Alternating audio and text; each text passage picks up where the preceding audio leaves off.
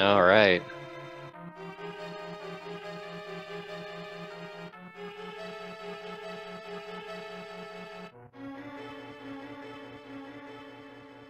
And we're And they're off. So everybody, someone's choosing to start Link's house, and Doesn't matter what they started, they all got a big 20. all right, we got a few people heading up to escape, whereas Blues is probably going to Kakariko. A few number of items there. Oh, nope, he's heading east. Looks like Neil and Bali are trying to go for the poultry strat, which basically you just kill an enemy and you're rewarded if you pull on certain trees with items. And it looks like they get hearts. Just a little love. Looks like Blues is trying to do the houlihan room glitch. Ooh, nice. Some early rupees will not hurt. Uncle just has a full heart, and the chest near him has a heart piece. Big love and a little love. I like it.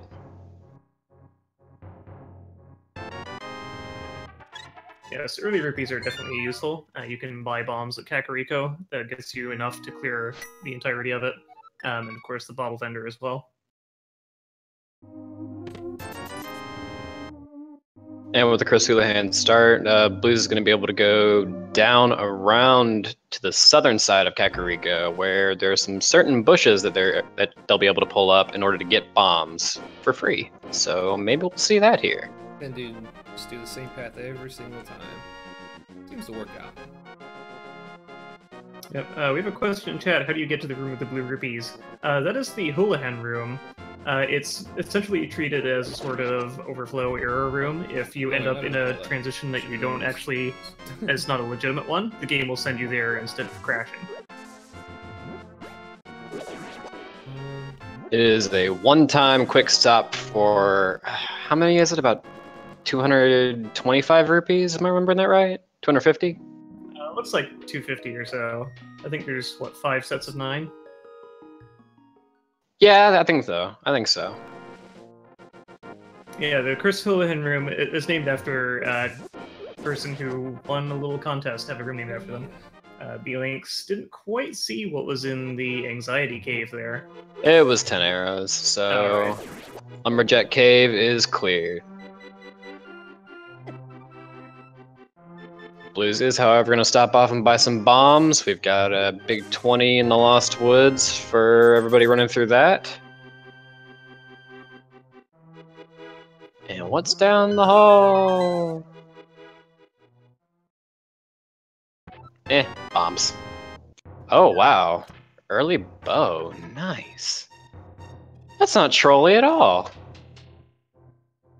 And we have our first map check. It looks like we have crystals 1 and 2 at Eastern Palace and Hera respectively, and a pendant in Desert. Yep, the red pendant over at Desert Palace. Das we have Boots. Boots. Boots at the I like chicken it. lady's house.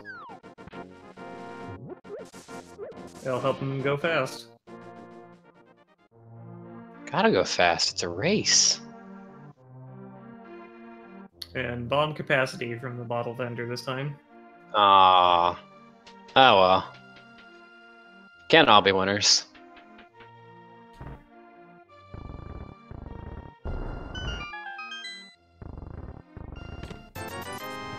Blues gets hit by his own bomb down to half a heart, but there's pots, he'll be fine. It's like a Fisher Price shield for Blues, and not a whole lot in bottom of Thieves' Hut. Oh, no, until that chest got the hammer and the Cane of Samaria. Oh, wow. Open up a lot of places if you can get to the Dark World. Those are some nice items to get out of the way early. Kakariko is being really generous as seed. Yep. And a blue mail. All right. Well, Xavier.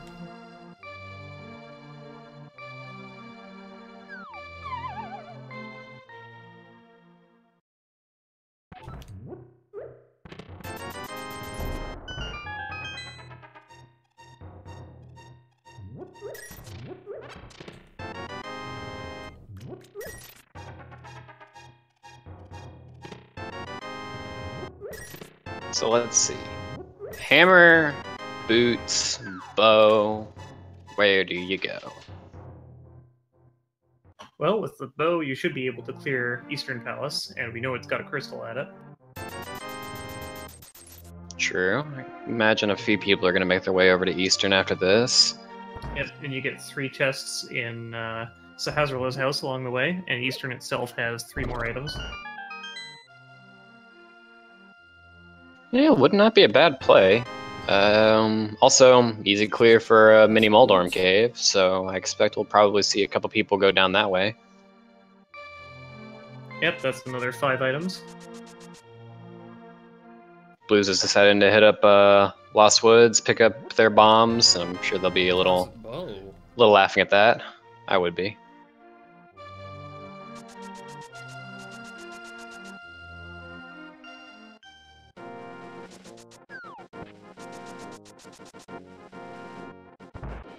Alright, now we saw a library in a maze earlier, but I didn't quite catch it. Looks like we got a piece of heart, and what are we gonna get?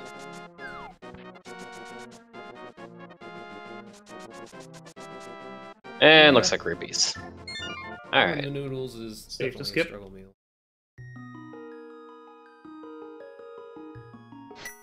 Alright, so where do we go from here? Oh yeah, we've got bonk rocks now as well. Oh yeah, good call. Might be something leading forward from there. It's a quick and easy check. Easy to knock that out and then head up to or wherever you need to go from there.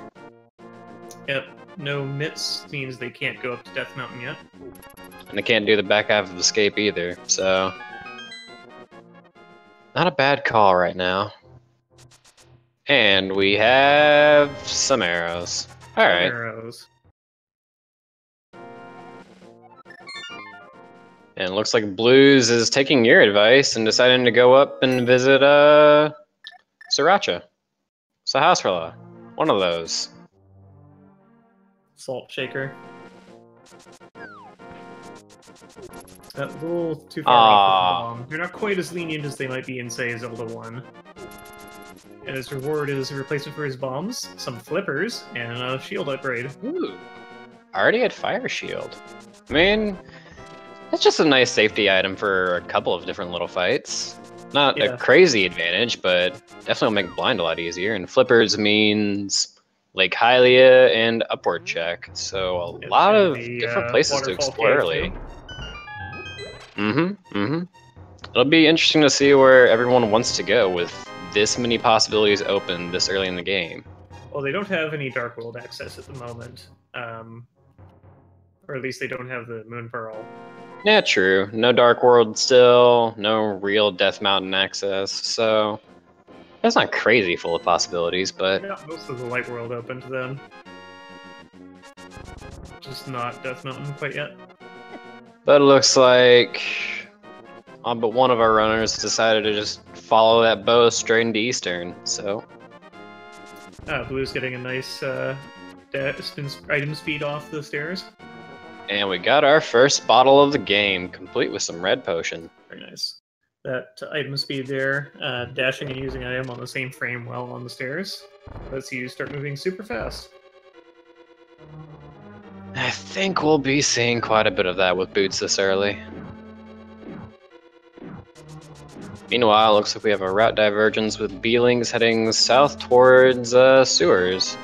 Yep, he might be heading to check out what Agne's cave has or what was on the desert ledge. He's also got the water gate, whatever item is in there with the chest, and after the water is drained.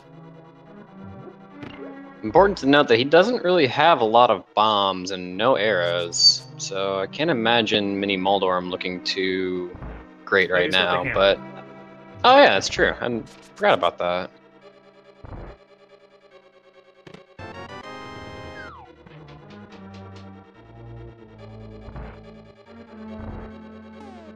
Who's here taking advantage of the way this room works. The spawn triggers are set up in such a way that if you kill the skeletons before they appear, you can sometimes prevent someone from spawning and open the doors faster. Just 20 rupees under the water at the dam, though. 20 rupees in a bug net? Sewers are worth it. We can get some fun Aghanim strats out of that. And it looks like we've got a bomb capacity upgrade in the big chest in Eastern, so nothing really Unfortunately, pushing you the need game sword forward. for Aghanim to cut open the curtains. It's only in swordless that they start open. Yeah, true. They will still need some kind of sword at some point. But who knows? They might not even need to do Aghanim. We'll find out.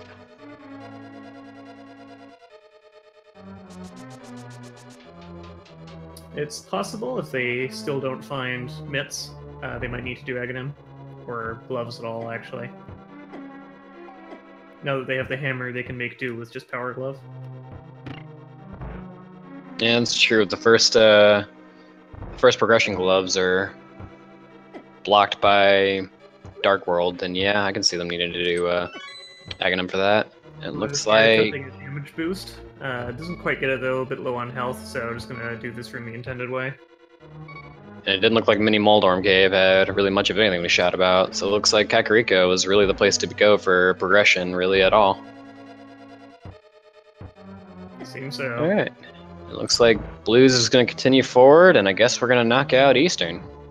Might as well. We've got everything we need, and it's got a crystal.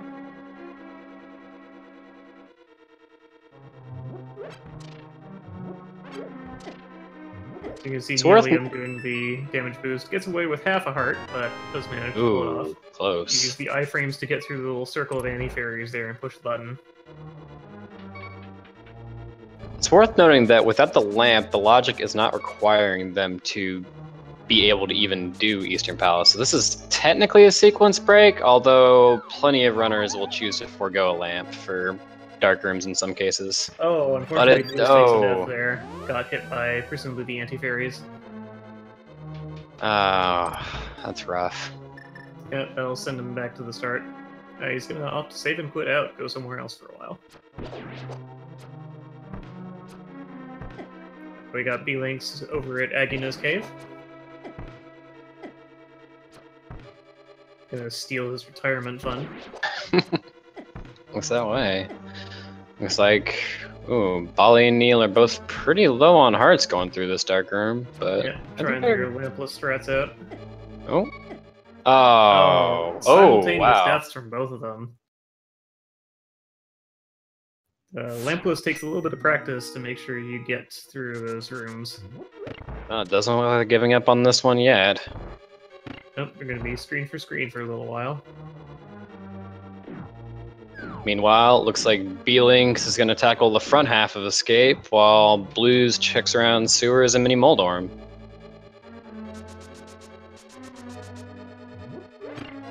Yep, nobody else has been to Escape, so we can check what we got over here.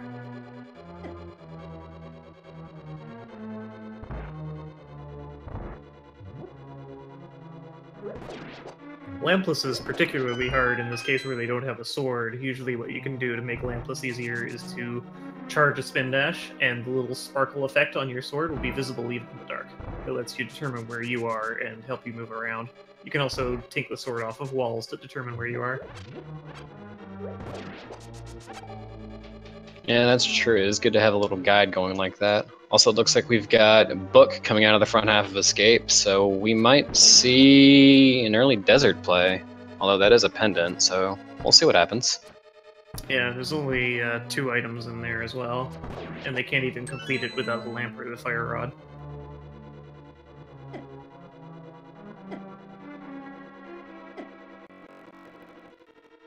Looks like Bali's using the cane as kind of a guide. That's clever. Yep, I like that. The block shows up through the dark, so it's helpful. Blue is being very disappointed with the Mini Moldorm Cave.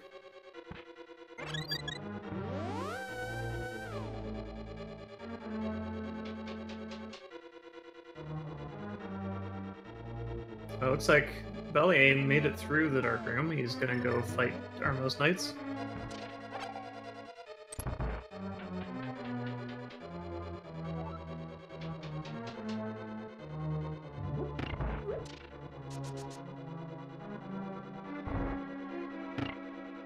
Alright, made their way through that. So we're gonna have a few items to check on here in a moment. Oh, hey, Neil has made it through as well. So that's good.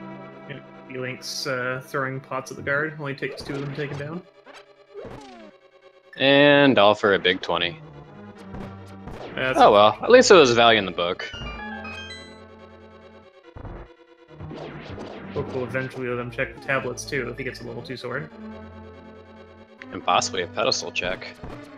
That's true. With the pedestal in this mode, you can see what item is at the pedestal. It will give you a hint that might sometimes be a bit cryptic. Blue's checking around the ice cave. Alright, and Bali finishes off the Armos Knights and gets a Quake Medallion. Alright. That might come in handy. The medallions that you need to open Misery Miner and Turtle Rock are randomized. They might be the same, they might be different. No way to know right now. Blues checks the Lake Hylia Island, just a bomb capacity upgrade though, nothing important. Down to half a heart as well. Always a little nerve-wracking.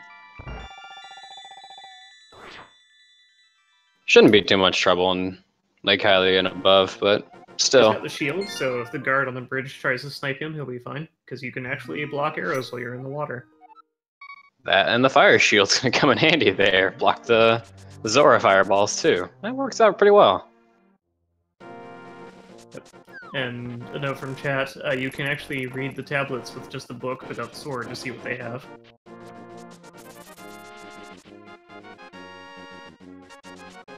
And it looks like beelinkz is making their way into desert. Let's see what we get in here.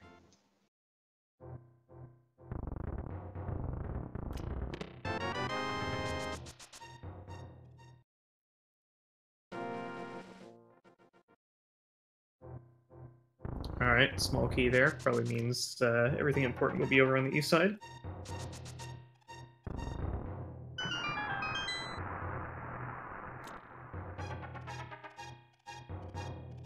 Blue's heading up to the waterfall cave. Doesn't have enough money for Zora, though. Might have to come back later. That's true, that Houlihan money kind of ran out a little bit. And all for, well, 2 heart pieces, so that gives them 6 heart containers, so there's at least that. Oh, is that Power Glove? Yeah, beelinkz gets the Power Glove. That'll definitely be useful. And all that's really missing here is the Moon Pearl for Dark World access. Yes, there's not too many places you can go as Bunny Link. If you do have the Titan's Mitt, there is one cave on Eastern Death Mountain, which is named the Super Bunny Cave. You can trigger a glitch known as Super Bunny there that will let you get a couple chests. So that's how it got its name. I kind of just kept looking at the cave layout and thought it was supposed to look like a bunny. I am not a smart man.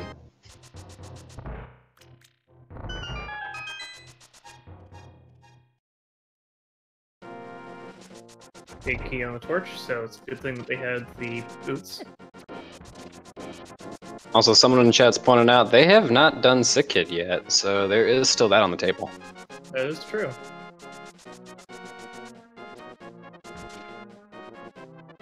And well. There's the Moon Pearl. Wow, Desert was completely in charge of Dark World access. Yeah, Desert was required despite being a pendant dungeon. I don't think they need to bother going in the back. Did they find the compass? I don't believe so. I think they got both items out of Desert, so it's officially done. I think beelinkz is just checking the Desert Ledge item, and they'll probably be out of here. Yep, no need to bother fighting Moldorm unless it's a pedestal seed.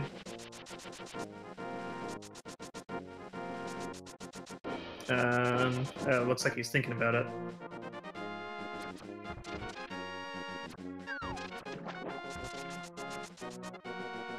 Yeah, note in chat that since the book was required to get into Desert Palace, it means that the escape was required too, technically.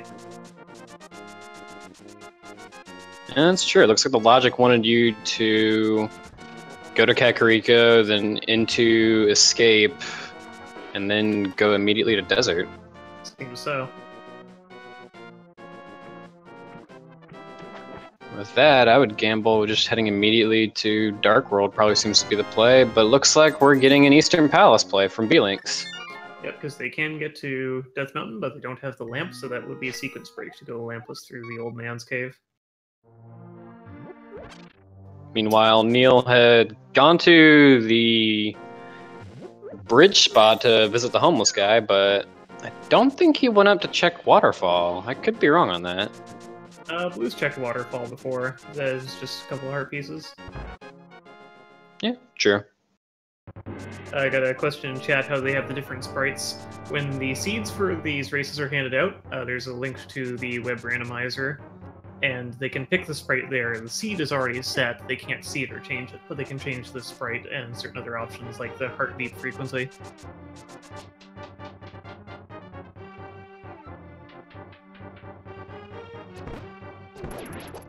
I don't think beelinkz talked to Zahazrala. If you talk to him in this mode, he will tell you which dungeon has the green pendant. That's true, and I don't think I noticed if any of the other runners did either, for that matter. I don't believe so, but I could be wrong. We're going in blind. I like it.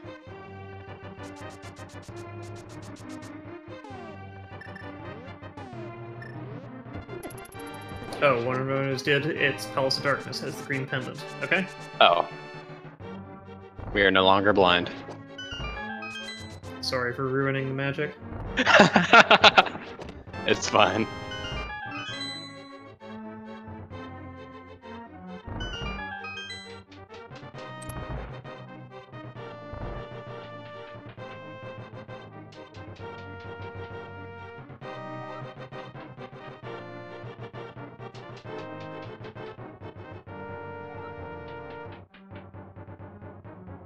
Blues heading over to desert. We know this is the correct move, even though he might not. He's trying to grab that rock off the bug, but doesn't have the gloves. Somehow I feel like they're about to fix that problem here very soon. I don't know why I think that. Looks like ever be vanilla gloves.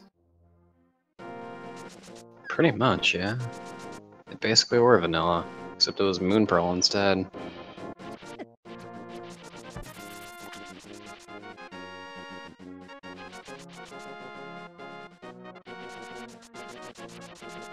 So beelinkz is going to knock out Eastern by the looks of things, while everybody else is going to start migrating over to Desert. So we're basically just going to be treading some old ground for a while. So it'll be interesting to see who winds up in the Dark World first and where they're going to go from there. Yep, I imagine some are going to make a play for Hype Cave, but some might immediately go for Village of Outcasts. Yeah, as it stands, they're all covering about the same areas. beelinkz heading up to the one dungeon the others have done. Hopefully he won't die here. It's worth pointing out that Neal and Bali have basically been like high-fiving each other in and out of exits like pretty much for the last while now, it seems. Pretty much since they both died in Eastern, they've been screen for screen.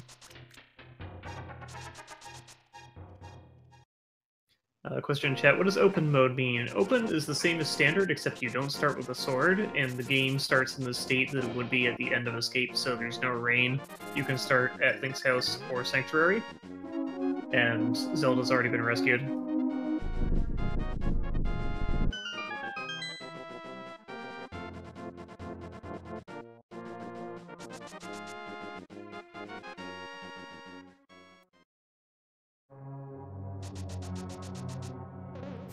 Alright, and looks like beelinkz is foregoing finishing Eastern for now. And I guess we're getting a Lake Hylia check.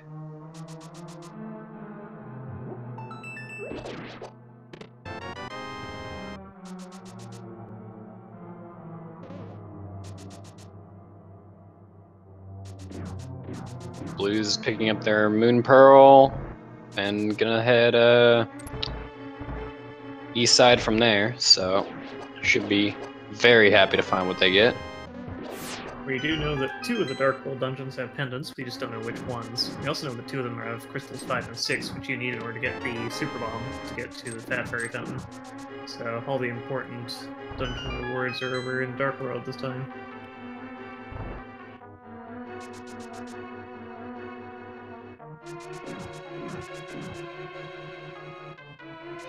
All things considered, they have a lot of items already. I mean, sure, no sword at this point is got to be a little bit frustrating, sure, but yeah, no they're pretty well kitted out.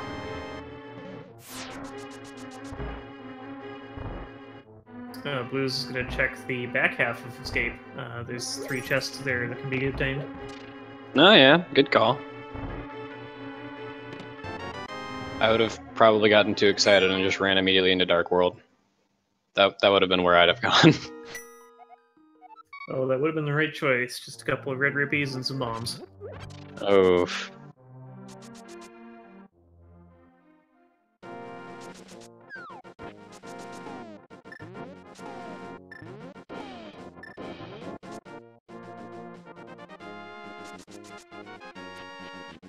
Looks like Nealliam may be our first person to enter the Dark World here. Yep. And let's see if we're gonna get a map check. Not yet, anyway. But we'll check the other hype cave up here.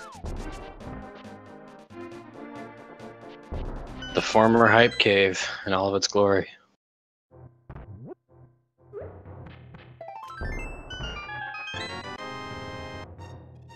And we've got heart piece, 5 rupee, 20 rupee, another 20 rupee, and another heart piece.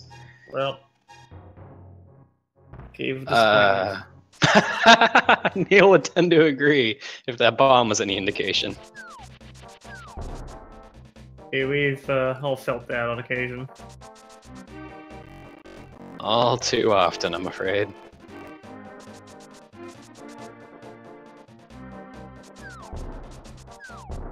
Looks like Blues is gonna check on the sick kids, see how they're doing, and they're gonna be rewarded with a cape. That can get them a couple places. Can get them into Aghanim's Tower, though there's no real need to go there, especially in open mode. They can get to the Bumper Cave in the Dark World, though. That's one Bumper item Cave. they'll be able to see it ahead of time. Yeah, Bumper Cave, and also Aga, if that is going to be required. Also, it looked like Stumpy only had a 50 rupee, and King Zora had a heart piece. Right, digging game time. Oof, what a life lesson. Titan Oh, submits the digging game. And only 5 digs to get it, too. That's So- forgiving. The number of digs is random, but it's the same for all of the runners. It can usually be anywhere between 1 and 30 digs, so that's really fortunate, all things considered. Very good And looks place like to we get have a it, map too. check with Skullwoods and Ice Palace being crystals 5 and 6, Pod Misery being Mire green had- pendant, and Meyer having the blue. Yep. Interesting. So, Meyer being a pendant dungeon means that we might go a fluteless. Almost a fluteless bootless. Almost. One day. Here comes Baliama taking a different portal to get into the Dark World. Gonna appear at the top of the Village of Outcasts. Mm-hmm. Meanwhile, Blues is checking Skullwoods, finding the first item, which is a heart container. Nealliam doing the Hammer Dash tutorial the slow way.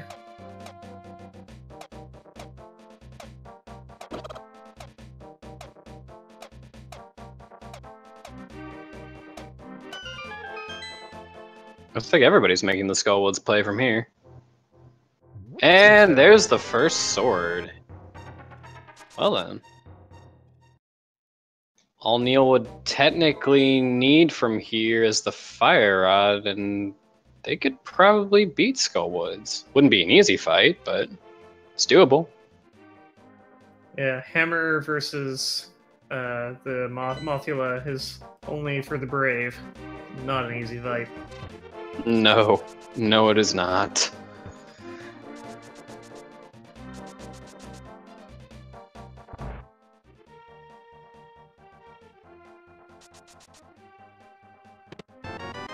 And we've got a heart container in the C-shaped house. Good to have. Some of the enemies in this section can do quite a lot of damage. And that was the flute. So both items in Skullwoods, a flute and a heart container.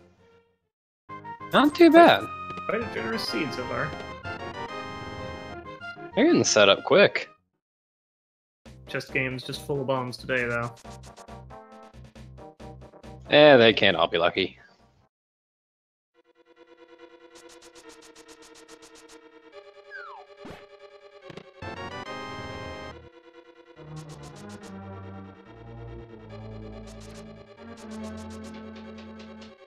And meanwhile, Neal is instead making the play for Thieves Town.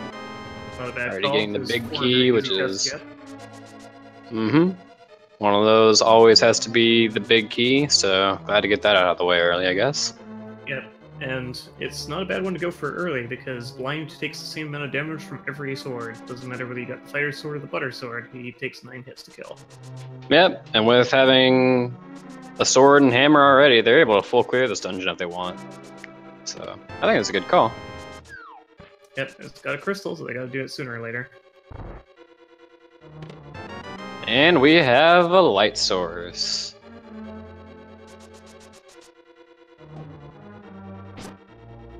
I'm sure they'll be relieved not have to do any more dark rooms.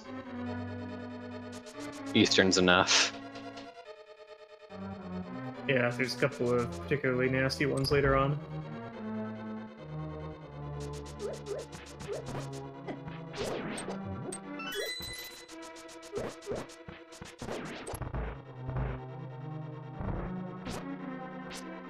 The room beelinkz just came through. That room is guaranteed to always have a key in its chest, because you can fall into that room, and if there wasn't a key in there, you would be soft locked and forced to save and quit out.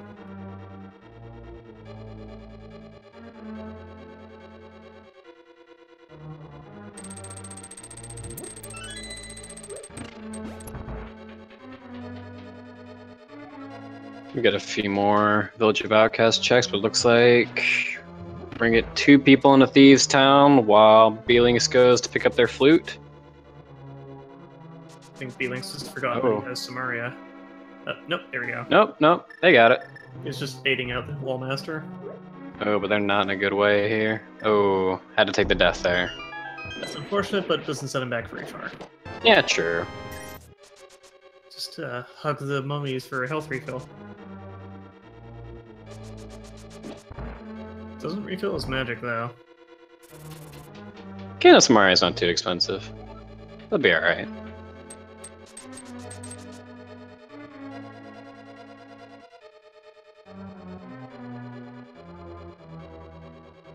Neal's making quick work of Thieves Town. About to head down in the basement. Basement that somehow has a bottomless pit above it. Makes sense the more you think about it.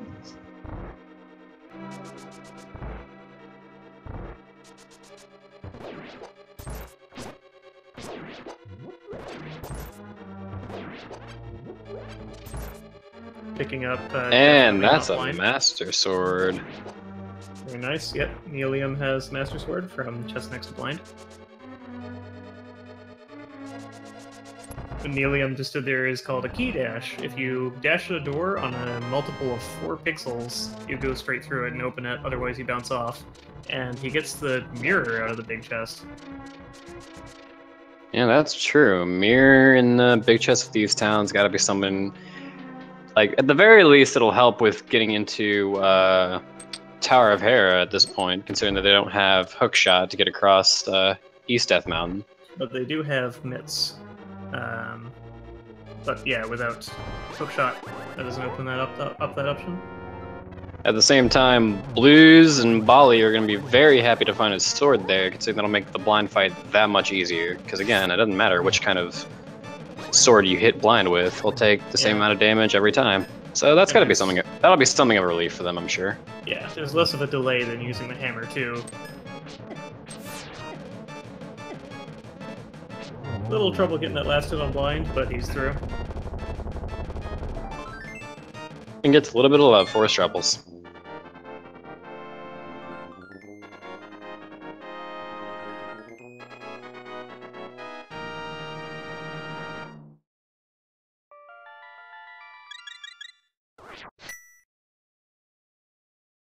So, where to? Looks like Neal wants to save and quit out of here.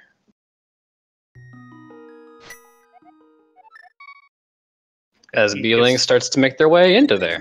Nealliam got sent back to the light world because the only way you can start in the dark world is to both have the mirror and defeat Aghanim. And since Aghanim is going to be left alone, they will always go back to the light world with saving and quitting. And once they beat Aghanim, if they save and quit in the Dark World, that's where they'll start. And they'll have to mirror in order to be able to save and quit in the Light World. At least I think I have that right. Yeah, they will go back to the top of the pyramid if they have the mirror and have defeated Aghanim.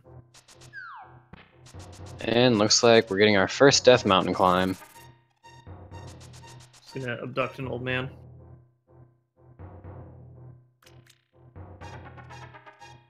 Can't dash with him though. He doesn't run too fast.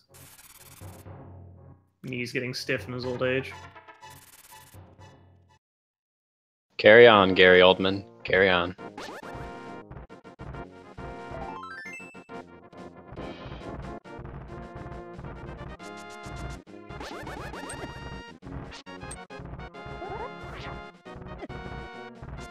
What Nealliam was attempting there was a spin speed glitch. If you release the spin dash on the stairs and dash on the next frame, then you end in the same super speed state that you would do by doing an item dash on the stairs.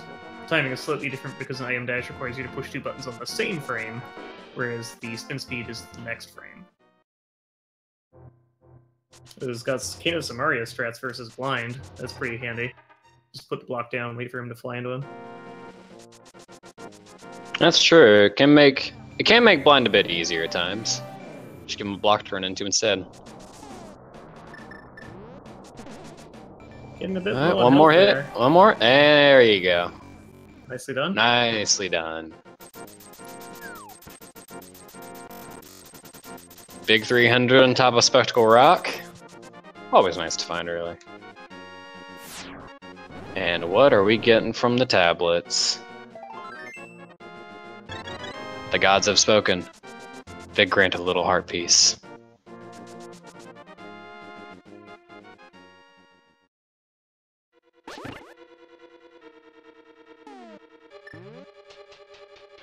Neil We've heading got- here into Hera. We got Bali working on their blind fight now. Putting the Kano Samaria to work as well. Nealliam just picked up the fire rod from bottom of Hera. Oh, wow. It's quite hard to tell which rod it is, but I believe that's fire rod.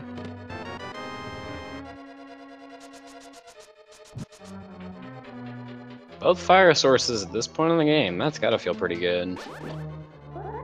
So we'll have to go back for Skull Woods. So that's 2 double dips in the same seed? It could always be worse.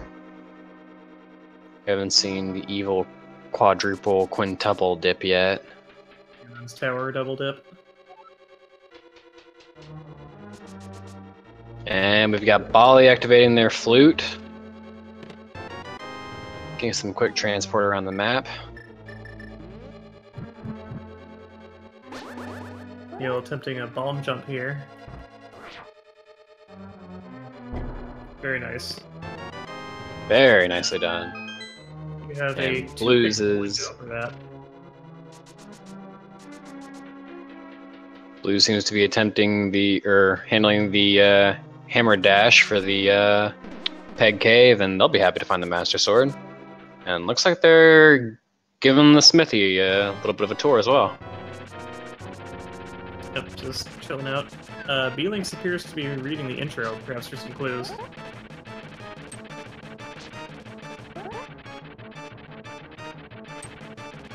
Neil is at Muldorm. Oh boy.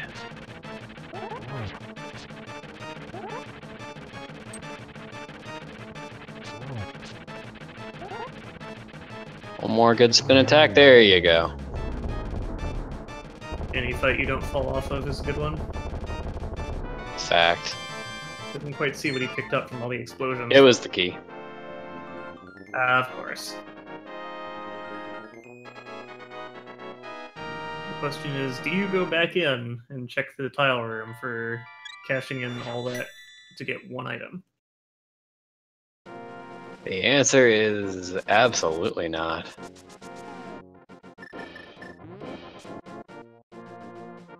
Looks like beelinkz is going to go back and finish what he started at Eastern. Not a bad call. Having the lamp should be a much smoother ride than trying to darkroom everything. For sure. Doesn't take as long to get back with the flute, too.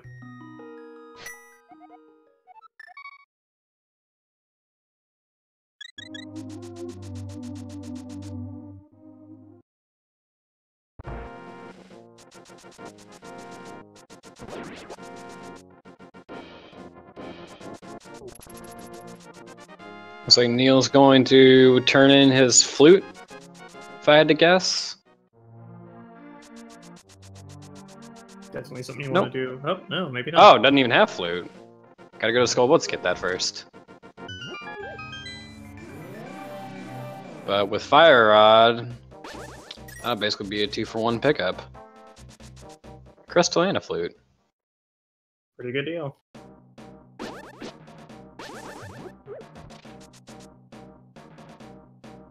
Definitely making quick work of the dungeons in this seed. Not totally unsurprising given all the items that they have, but still. Well, they're a little short on swords, but definitely blue mail, hammer, all these other things helping out a lot.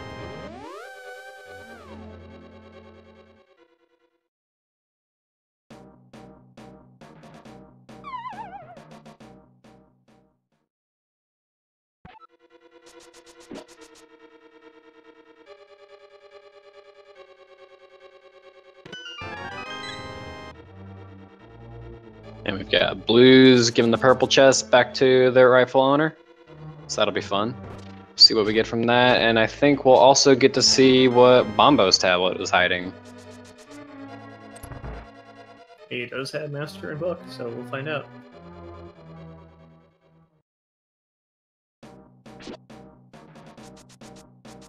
Technically, they could start Swamp Palace as well. However, I'm not holding my breath for that one.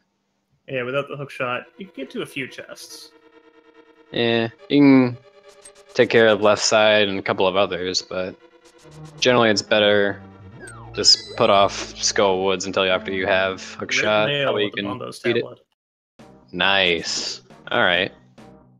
So BluesEclipse is now Red'sEclipse.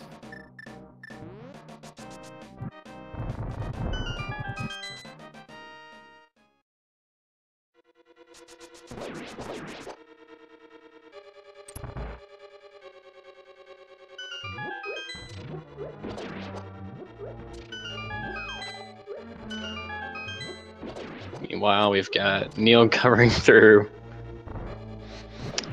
heading to the boss, heading to good old Mothula, as everybody else starts making their way up Death Mountain, and beelinkz finishes off Eastern, so at half a heart, too. Shouldn't have too much trouble. Oh, now they got a heart and a half. They're fine.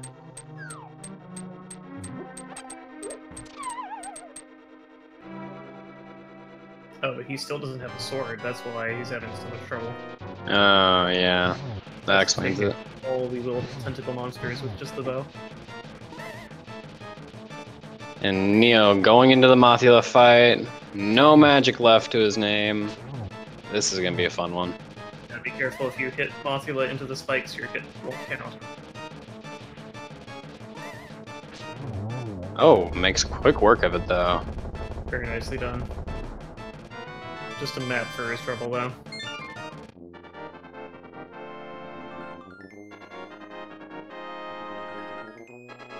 It looks like Blues is going to go check the spiky death cave here. Interesting. Well, they do have cape. Cape and boots. The intended way to get this chest. Oh, we have a pedestal check coming up for Nealliam. Oh, get your hype in chat. Come on. Let's hope for the best. Oh, yes! We have the pedestal seed. Oh, I feel for the runners, but at the same time, I did kind of want this. Oh, God. Is it still a commentator's curse if it was intentional?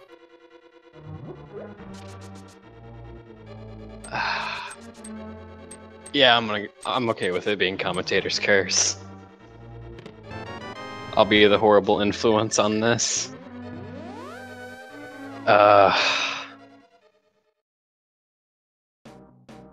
Meanwhile, we have Baliama taking out Mulder. He doesn't have any sword still, so he's gonna have to. Oh no, he has the fighter sword.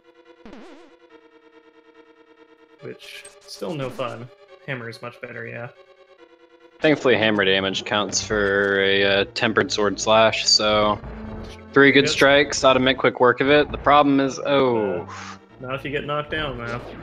Yeah, that resets the fight right back to the beginning. At the same time, without using a sword slash or anything like that, some of the safety with Moldorm kind of gets thrown out the window, so it can be a rough fight with hammer. Yeah. So knowing that it's going to be pedestal seed, that means that you're going to have to go back and do desert, which isn't so bad, because you can go to Mire and mirror to the back half of it directly, skip the entire first part of the dungeon. True. And then Pod has one of the other pendants, which they haven't even been to yet, but they have the bow on the hammer, so they're good there. Yeah, Pod should be a pretty easy cleanup. They don't have any items left to get in desert, so I wouldn't be surprised if that got put off until maybe after Mire. Yep, I think Mire has the other pendant, is that correct? Yep. Yeah, so they can do Mire and pendant at the same time, or Mire and desert at the same time. Well, potentially. Do we know what medallion blocks Mire? We do not, although they do have the flute and the Titans so they can go check anytime they feel like it.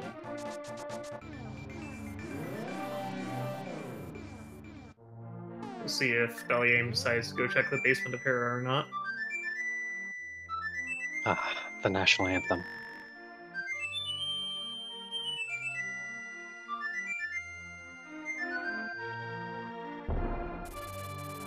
The goose is loose.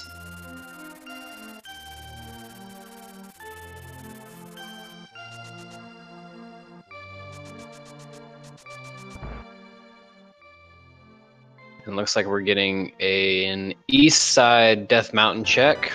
Got a big 20 over in the mirror spot.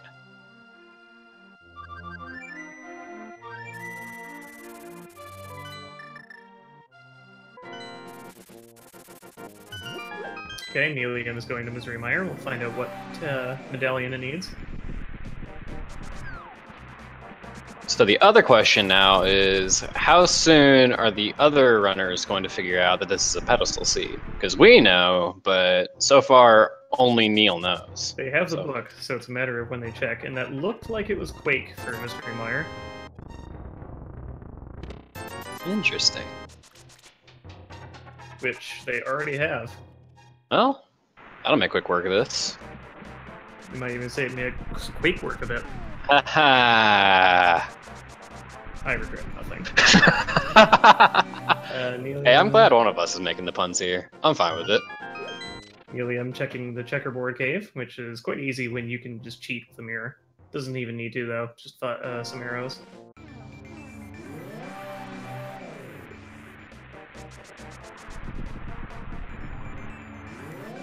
And since he knows he has to do desert sooner or later, he's going to do it sooner.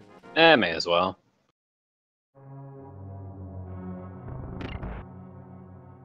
That, and I can't imagine the prospect of doing Maya right now sounds too terribly fun either. Without silvers and only at Master Sword, Vitreous is not a fun fight. Definitely not. Might have to resort to bomb strats at that point. Possibly.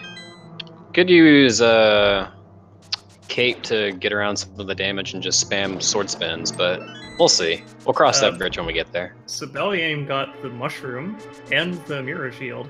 Oh, already at the riot shield. So at least one of the hype caves finally turned out to have something good. The hype cave is dead. Long live the hype cave.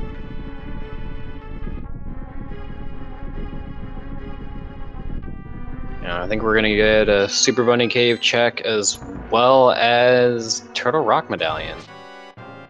Yep. He does have the mirror, so he can just delete the blocks that are in his way. The way this trick works, while you're pushing the block forward, you just use the mirror. It only works in caves that you can't mirror out of. If you try and do this in the dungeon, you will end up back at the dungeon entrance. It's one of the easier glitches, but it's a Japanese 1.0 exclusive.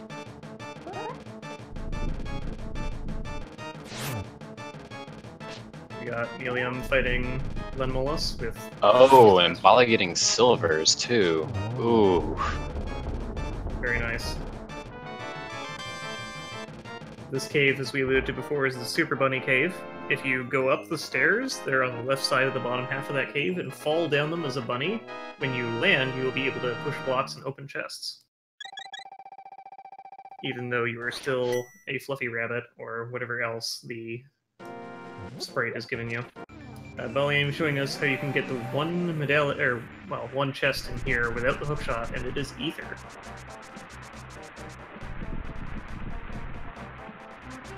Looks like a ton of progress is being made all around, and we've got Bombos for Turtle Rock. Oh! So they're gonna have to hunt a bit further before they can check that.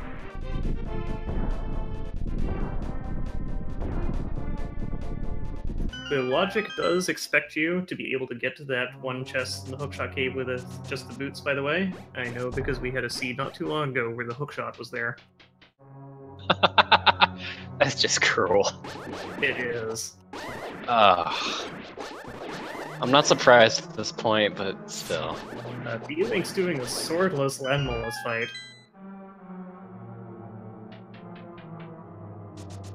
It's true. Still has not picked up the swords.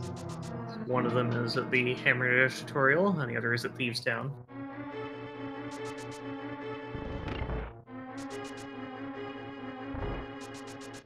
So he's just going to have to arrow his way through and try not to miss too many shots. Although he can always fall back to Samaria strats. Samaria, bombs. There's still a few tricks. And it looks like we're getting a mushroom chip. Oh, sorry. It's alright. Find out what's with the mushroom, you just gotta go one screen away, come back. The witch works fast, but only when you're not looking. And a heart container. Oh well, good opportunity to fill up on some potions anyway. Yep, usually finish randomizers with way too much money, so I might as well spend it. Fact.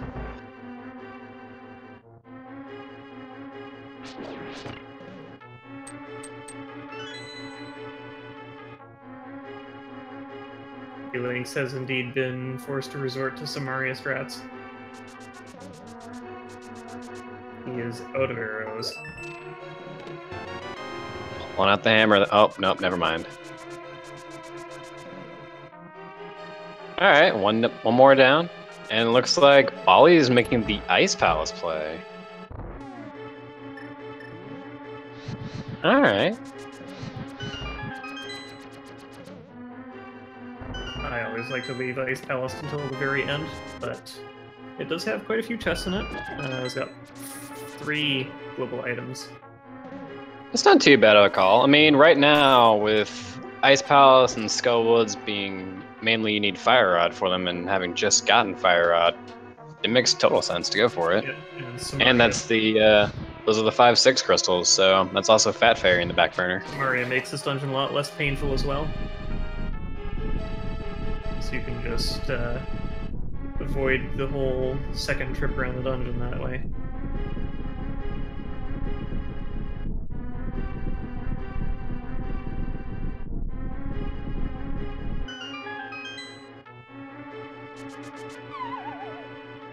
And I'll be expecting a full clear of this one, just on the lookout for Bombos or Ice Rod, but we already know. Oh, well, there's Bombos. Unfortunately, we know Ice Rod won't be hanging out in Ice Palace. Nothing can ever be that simple. So it would be thematically appropriate. Oh no, a thought occurred. Like, could we possibly get the Turtle Rock play just in the hope of Ice Rod being in there? Oh. Certainly could. I've had it show up in the Mimic Cave before. It's not too uncommon. Turtle Rock does have 5 potential randomized items in it.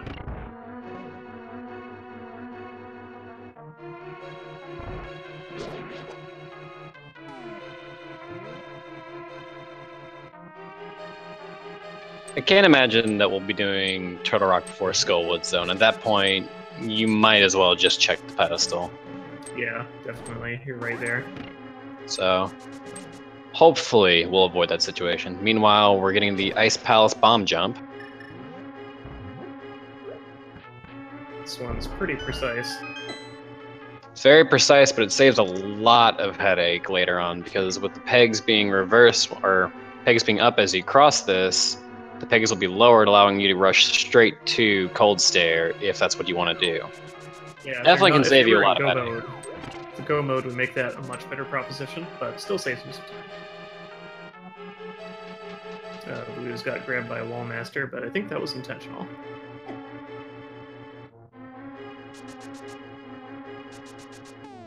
Gonna have Vitreous here with Nealliam, who still only has Master Sword, no silvers. And 3 hearts. And we're getting some cape dash strats. Not bad. He's hitting all of them on each dash, but magic. Yeah, but taking all. Oh, 1 heart left. Oh, well, red potion. Never mind.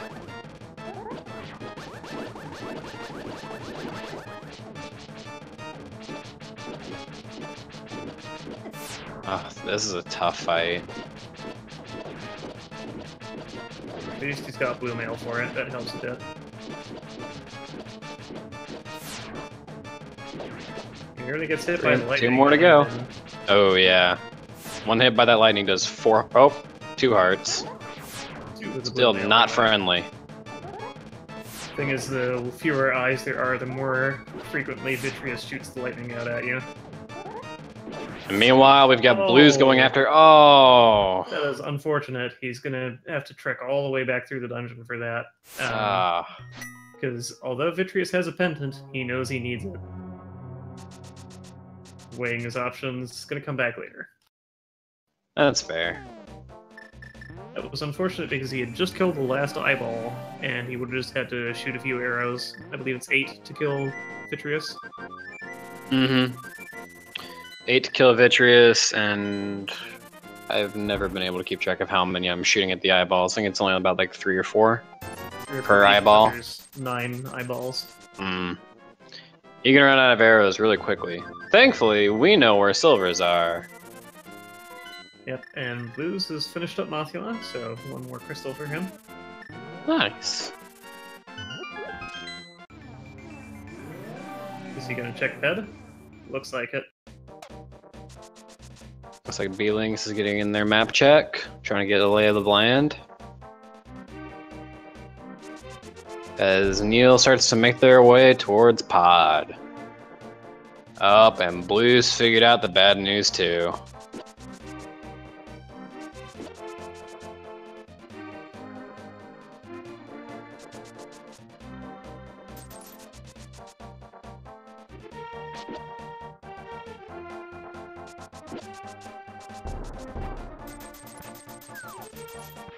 You do have to be a little bit careful with the monkey in tow. If you get hit, he'll run off, and you have to go and pay him another 10 rupees.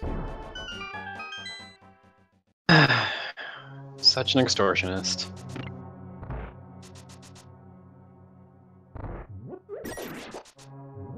Well, let's see what pod has to offer. At this point, really the last major item we're looking for is hookshot. I've already found pretty much everything else. And I guess, you know, maybe another sword wouldn't hurt either. Definitely, sword upgrade would be nice, but hookshot's all they really need for being able to finish the rest of the game. Of course, other than the ice rod. Mm-hmm.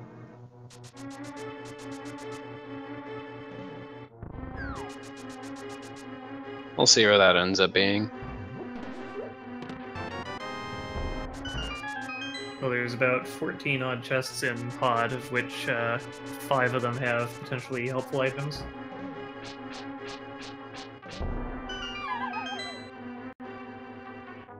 But in typical pod fashion, they'll probably be tucked away to the back half. Of course. There's all keys at the front.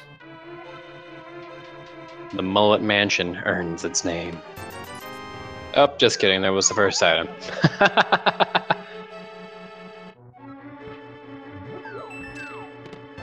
Alright, we got Big Key over there, and looks like Blues is taking the time to go into pod as well. Oh yeah, I'm heading into the cold stare fight. 1 shot of bombos will take out the ice completely. So pretty nice if you have it.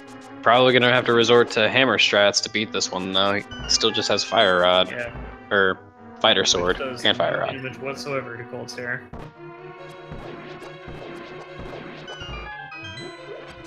Hammer stress is particularly dangerous due to the aforementioned delay after swinging it before you can move again.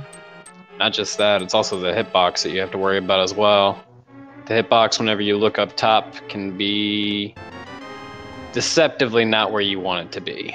Yeah, good time to use a blue potion. Throw out some more fire rod shots. Nice double hit there. 2 down, 1 to go. There you go. Good fight. Just gets a burrito for his efforts. Alright, now Bali, all you've got to do is go head towards Skullwoods. If you go to T-Rock, you are not gonna like it.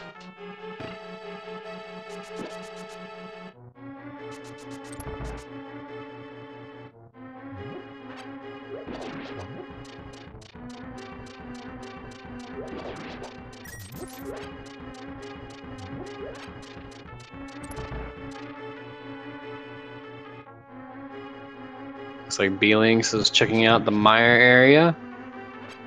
Possibly gonna opt into heading into mire first. I don't think he knows it's pedestal seed yet, so he might forego it. Well, like, also missing the sword to activate the medallions. Gonna get in the way there. Yeah, you do need a sword outside of swordless for the medallions.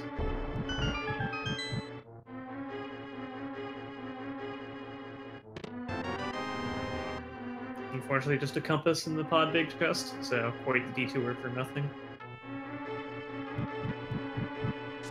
Yeah, it doesn't look like pod's panning out so well right now. I mean, still a necessary dungeon, but item-wise... A lot of nothing as far as items go.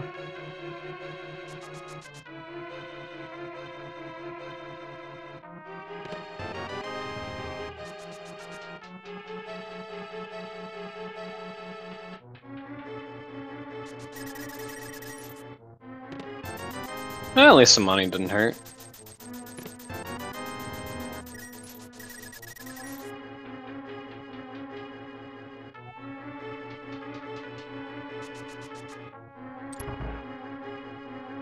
Baliama taking on Meyer. Which I don't think he knows it's a head seat either. No, just going for it anyway. Maybe to clear, maybe not. For their sake, I hope that they clear, but we'll see.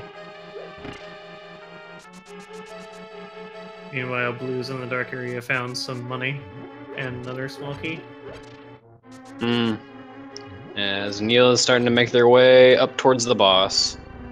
And without the magic, they can't just use Canis Mario to hit the button, so doing it the old-fashioned way. Yeah, you can push the statues slightly faster if you wiggle back and forth.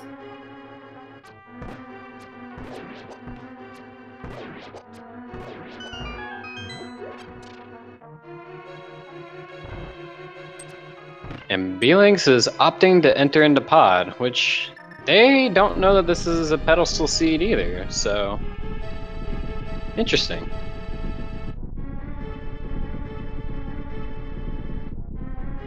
I mean, it's a good call all around, but not gonna find a lot of progression items, unfortunately. Unfortunately, no. Not that they even know that at this time. Not even a sword so far either. I'm really curious where Tempered and Butter are hiding.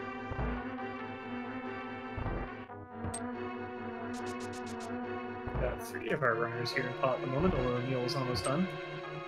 Just needs to get through this turtle mosh pit.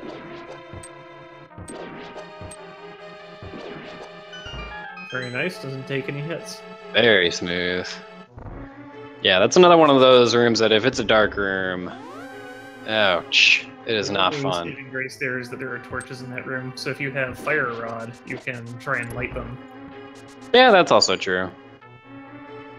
But you gotta do it Some quick, saving or they'll grace. also get in your way. Yeah, fact.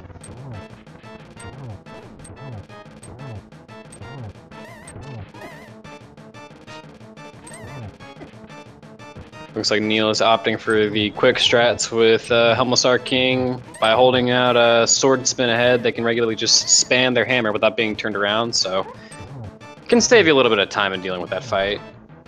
But without silvers, this is not going to be a one-shot.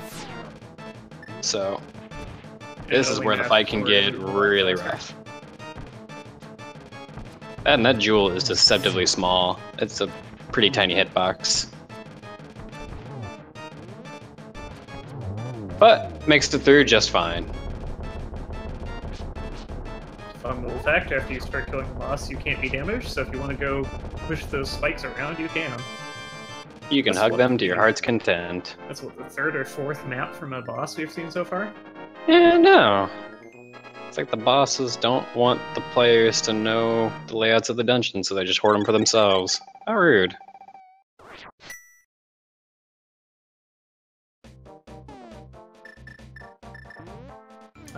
Good call by Nealliam. He can just mirror here and go finish Eastern.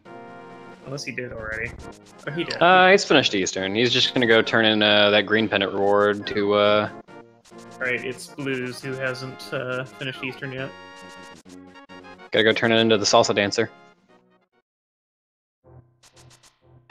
And gets a single green rupee. Pocket change. Match that green pendant. Oh. Thanks for killing the boss of that dungeon. Here, have $1. I found it outside.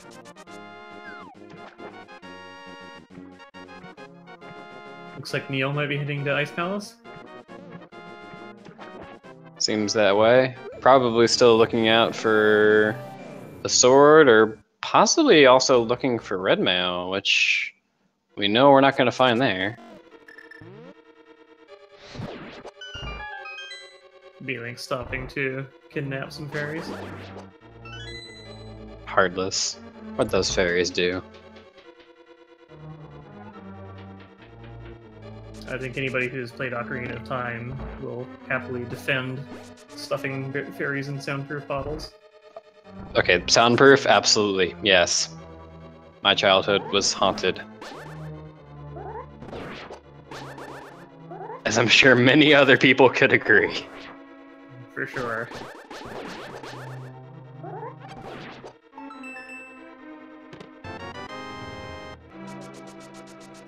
Neil picking up his bombo, so they don't know if he has checked Turtle Rock yet or not.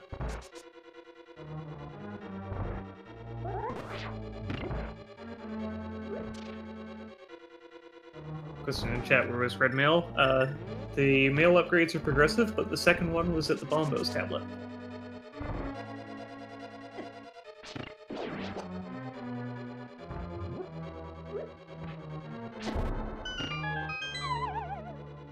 Meanwhile, baliama showing just how fast you can do Vitreous when you have silvers.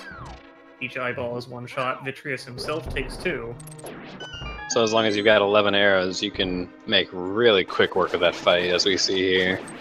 And that's where the blue cane is at. Nice.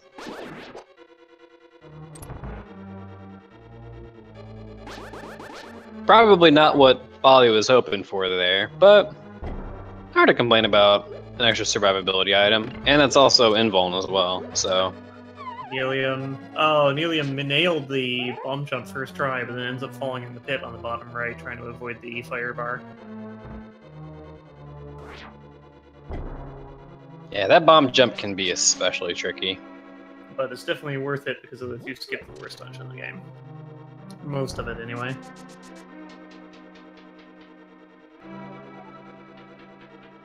What would you say is the worst dungeon, Ice Palace or Swamp? I'm partial to not being a fan of Swamp, personally. I think definitely Ice Palace. If the bomb jump didn't exist, I would wholeheartedly agree. Yeah, fair. After you learn the bomb jump, ice is a lot less of a pain.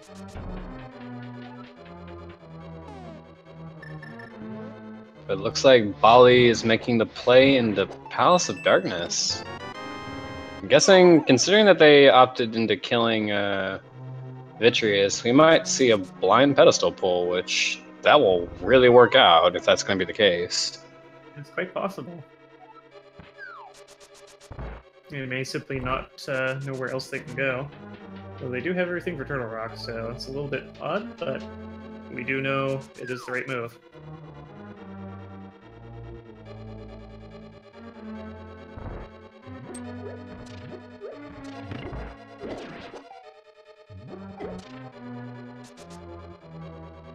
Blues is turning in their award for the green pendant. I'm sure that they're very grateful for that 1 rupee. Reward in air quotes. Yeah, pretty much.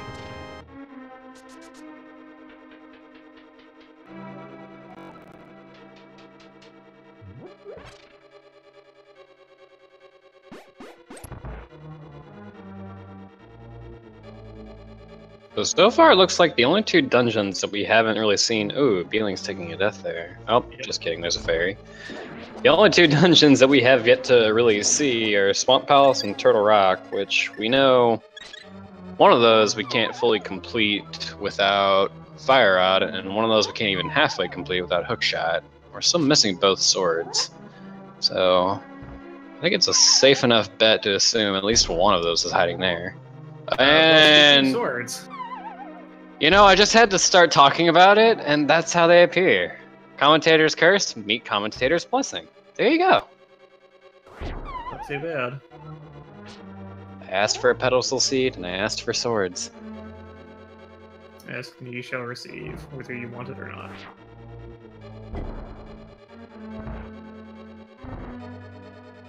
Still no hookshot, though, as Blues is realizing right before he jumps to make the jump. Oh, yeah. Looks like we're going to be getting a mushroom and possibly also a catfish check. Yeah, catfish it is. And maybe Zora? Yeah, could be.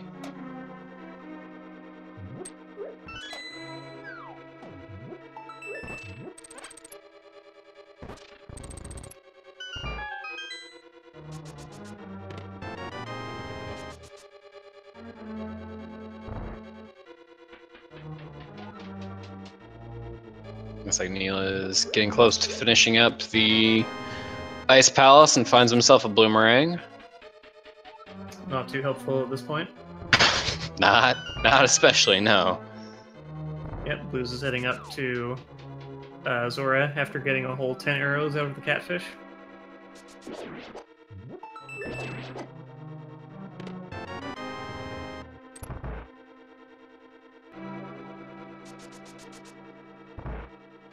It's crazy to me that we're still an hour and 12 minutes into this, and we've seen 3 swords so far, and we still got beelinkz who's going with the swordless. It's... Yeah, it just felt like a challenge, I guess. I can respect that. I will gladly give props to that, but... God, that does not make for the easiest of challenges. No, not really.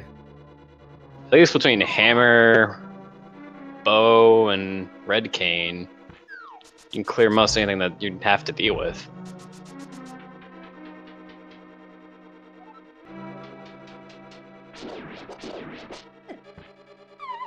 It looks like Blues is making their way towards Mire, if I had to bet. Yeah, maybe doing the back half of Desert since Blues did check the pedestal. Hmm. Neil taking a quick stop there to grab some fairies.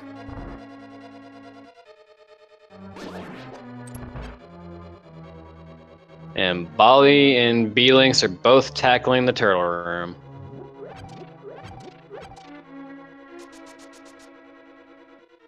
Bit of a rough time, but getting through it.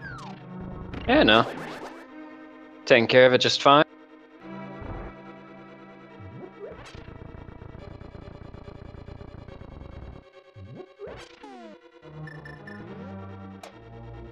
There we go.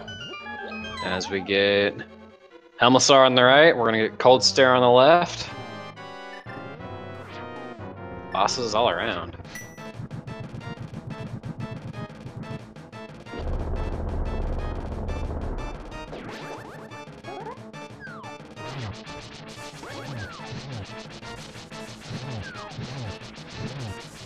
And now we have Helmasaur up at the top right, too. Oh, yeah, and has silvers, though.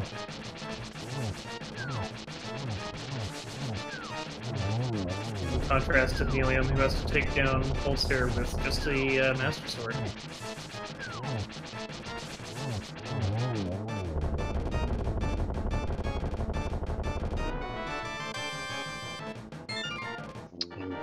couple of very clean fights, though.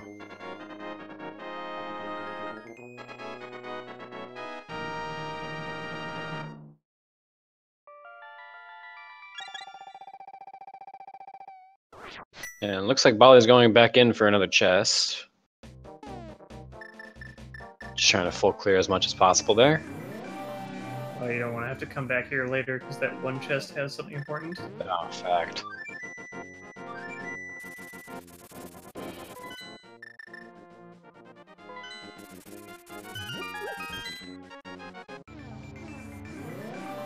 Neil heading over to Misery Mire now.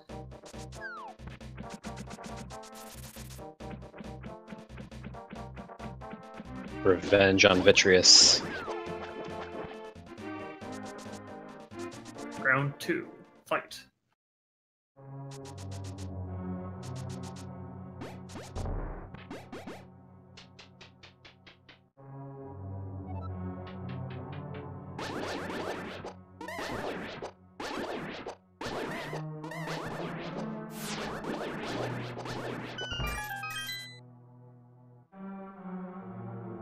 So looking at the items that they have, I can definitely see like how they're arriving at some of these choices. Like for example, with Blues, they know that they've already cleared Skullwood, so they're probably not going back there anytime soon. Plus, they've already checked the pedestal, so again, oh well, they've already done Skullwoods anyway, so no point in worrying about that. But they've also got Tower of Hera up, which they don't really want to mess with without Hookshot. At the same time, knowing that this is a pedestal seed, yeah, definitely a good play to tackle these two dungeons now. With beelinkz, we're going to start seeing some more of the Dark World dungeons like Skullwoods and Thieves Town here, which that will lead them to their first sword or two, so I'm sure that they'll be grateful.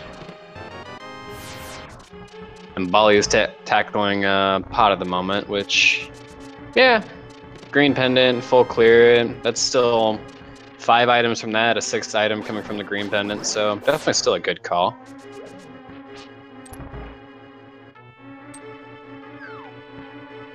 Yeah, it's always a good opportunity or a good idea to try and clear dungeons you know you have to do sooner or later if you can full clear them. Since you gotta do them sooner or later and you never know what you might find along the way. It's interesting because right now, B's still not aware that B has to clear that dungeon at all. Like there was no indication that it was necessary yet. Without that pedestal check. We got a sword finally.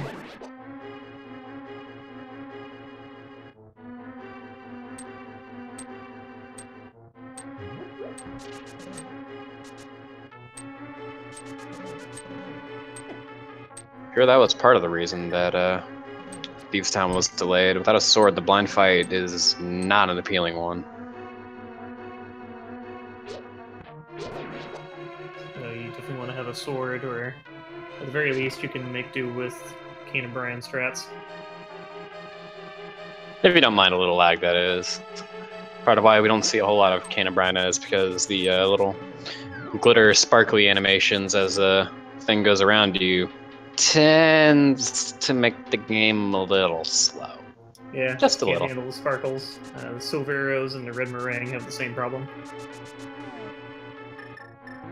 All right, Neil. Round 2. You got this.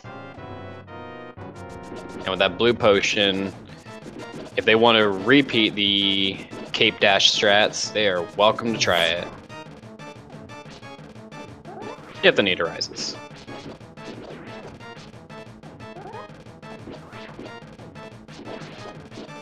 Looks like Bali's gonna start making their way in. Wait, they're not going. Oh yeah, they're gonna head over to the Zora Waterfall Ferry area. They've already cleared ice.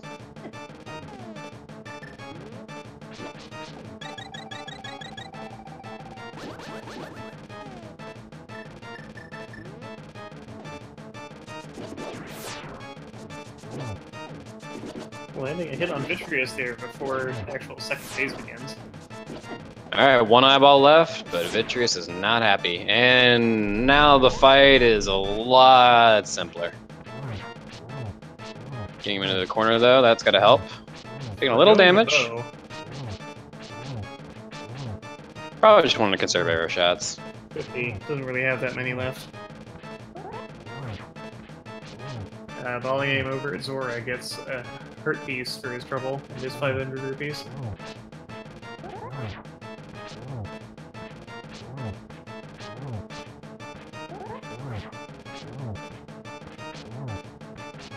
And down goes Vitreous. On 2 streams at once, as Blues also finishes him. A blue cane with a blue pendant, and a green rupee from a green one. Did we get anything red from the red pendant? I forget. Oh, red was at Desert. I think we only got like... They got the Moon Pearl from Desert, which is kind of red. I'll take it. And beelinkz finally gets a sword 1 hour and 20 minutes into the run. Alright, we're about to see the pedestal pulled. It's happening!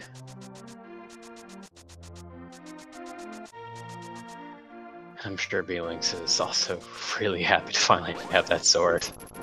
I can imagine.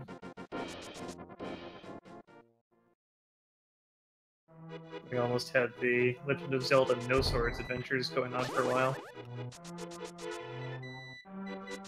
Looks like Bali is opting to head into Swamp Palace. Oh, yes, I mean, if Hookshot tends to be in here, then this could save him a little bit of time.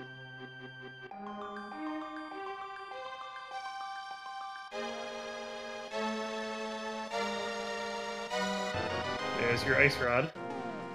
As for There Bali, it is. That chest at the front of the swamp always has a small key in it. Since it's the only chest you can possibly get to prior to that first door. It's also the only chest in Swamp Palace capable of having a small key, which means that the remaining... Oh, the hookshot in Swamp Palace! Oh! Is going to express his displeasure at that. Meanwhile, beelinkz takes a death on blind. That's also unfortunate. Ah, that's rough. Because the remaining keys in Swamp Palace are all underneath pots, or skulls in this case.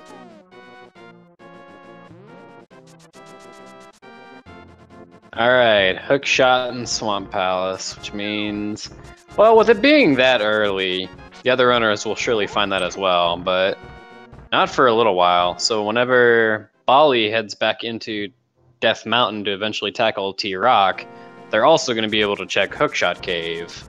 Yep. So, which, depending on what else can be found in there, that could be a pretty good find. Unfortunately, he still doesn't know the pedestal seeds. I know. In potentially go mode, because he's only missing the ice rod now. I'm really curious where he's going to go next.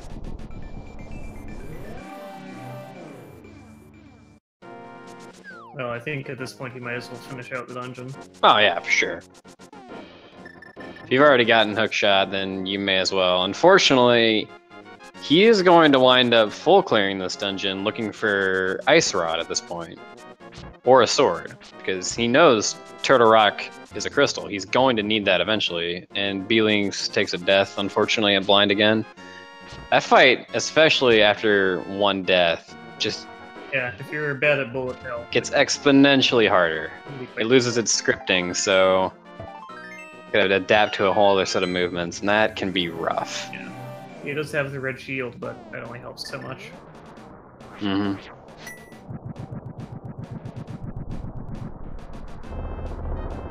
Neal, meanwhile, heading straight into T-Rock. Baliama discovering here is small trouble. You can't actually hit that crystal switch from the other side of the wall with anything less than the Master Sword. Oh. It's just too short. Hopefully we find another sword in here, too.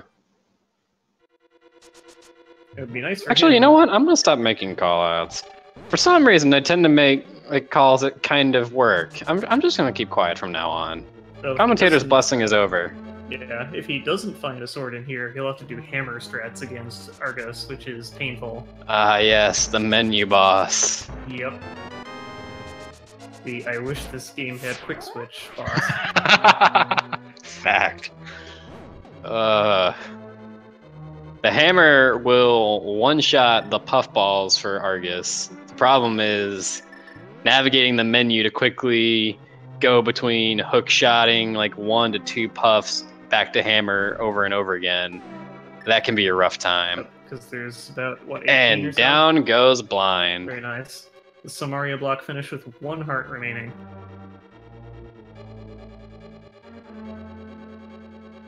Nealliam doesn't have the hook shot, so he has to do intended strats on this room. Oh yeah, that's true. Because what normally happens in the speedrun is you light the torches by going around the top, and then hook shot onto one of those torches to get sent back to the start of the room.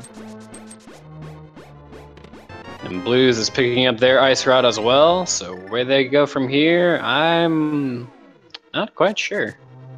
Sky's the limit, but I imagine nobody's really thinking of jumping immediately into Swamp Palace.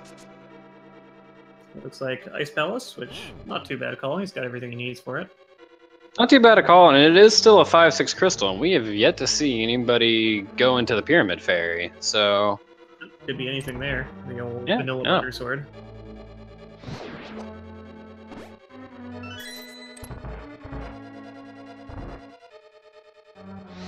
Gotta be careful around these chain chomps. They deal a good 4 hearts damage if you have green mail. Oh, yeah.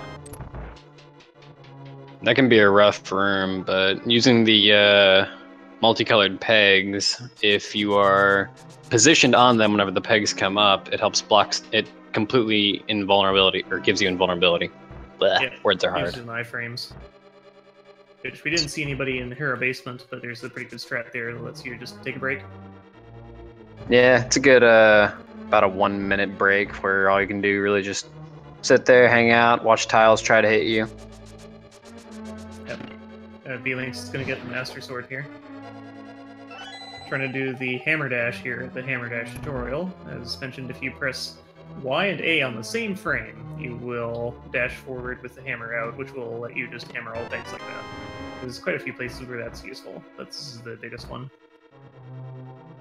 My favorite was one we almost saw earlier, which is with the blue cane in the rolling pin room in Turtle Rock. Yeah, Good that's old quite a swag nice one. strats. I like it. And it looks like Bali is going to head straight to Argus now, as everybody is making decent progress around the map. Yep, they're all spread out now. Neal's nearly at the first checkpoint for Turtle Rock. And we're probably going to see Mimic Cave as well, because again, the hookshot being in Swamp Palace, not too many people are going to be thinking about going to do that.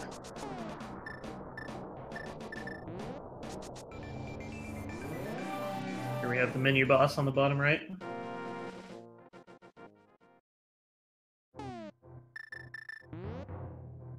Fighter Sword does no damage, I believe. It's a good strat though. Pull out 2 puffballs at once, then hammer them both. Save a few menus. The Fighter Sword can also work, it just you have to nail both spin slashes with it in order to kill the puffballs. It's very precise, which, yeah, in that case I would rather take the menu strats and do that. Looks like beelinkz is heading towards Death Mountain. Are we going to see Spike Cave, or what are we going to see here? Looks like Hera. Nope, Hera. Possibly Ether Tablet, because he only just got his Master Sword. True. Missing the pixels there a little bit, getting back to the Dark World. Baliama is done with the popcorn. 1 silver arrow will finish this, if it hits. There we go. 5th Target time practice charm. achieved. And get some extra arrow capacity as a reward. Argus with a sense of humor.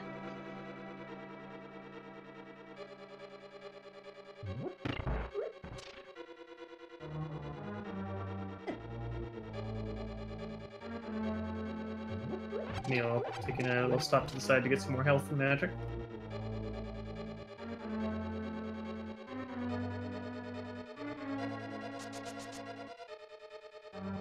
So where to next, Bali? Where do you want to go? And beelinkz picking up their fire rod.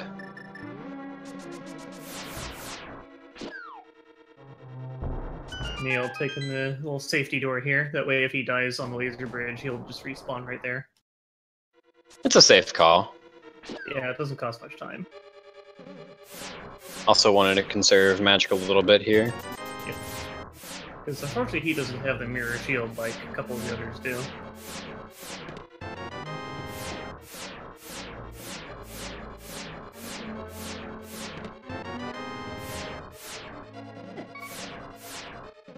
Half a heart left. You got this. Nice! And gets the 4th sword. Alright. And then Well, his tempered, but now we know where... There we go. Because it doesn't have powder, so otherwise he would have to go fight Trinex with half a heart. And it would probably result in the same end there, just taking a death and going back, so might as well speed that along.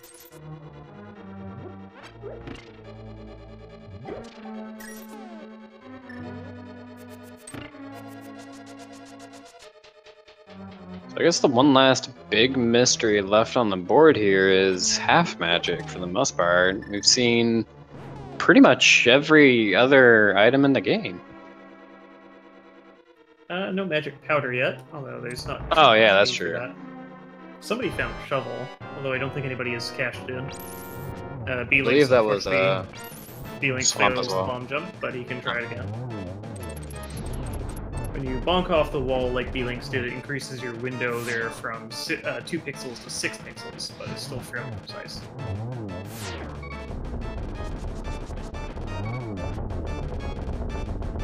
Neil down to half a heart versus Trinex. While Trinex is coming out and moving in straight lines, you can hit his head. It's only once he starts curving around that his head loses its hitbox and you have to hit him in the middle. Very Still nice. makes quick work though. Yep. And Trinex's item will always spawn in the middle of the room because it's possible for his head to be outside the room when you kill him.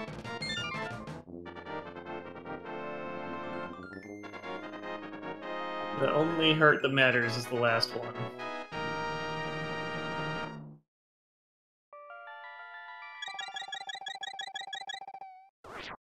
Bali, I'm having to resort to spin strats with the fighter sword. Oh, this can be a rough fight, but thankfully, bottle of blue potion. Give him some of that fire rod back.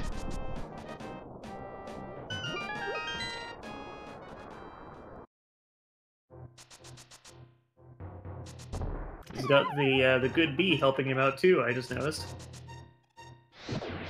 The angry bee. I like it.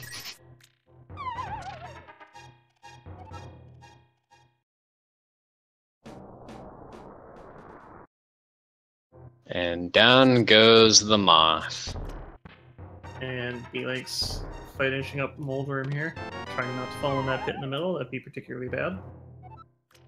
Oh, you... I shouldn't have said anything.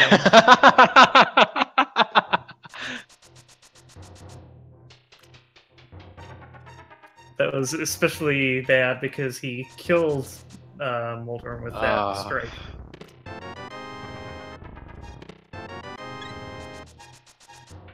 We get a blind... Oh, well, almost a blind pull. He knows that there's one more to go. Yes, he hasn't done Desert Palace. Almost a blind pull.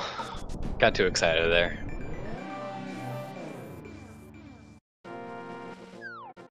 Oh, I'm back down the center hole.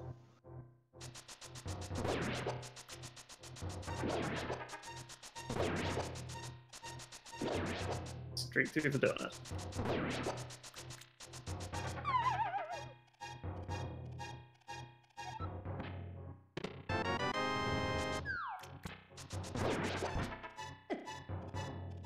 So we're in quite the odd state here, where the 2 runners on the left have the ice rod but don't know where hookshot is. Nealliam does have hookshot but doesn't know yet that it's a pet seed. Although he's Bali did check. Oh, Bali's yeah, Bali's on their way to go take care of yes, he just checked. Lamala. So I think it's only Bali who's in, well, no mode at least. At this point, yep, that seems to be the case. Bali finishes off Moldworm 3 times the charm. At this point, Neil is considering every other potential item to go for besides the dip into swamp, which I can't really blame. This cave actually has things in it. Well, there's also that. I think this is where... Yep, this is where we get our riot shield. And a mushroom. Good. Mushroom and red ring.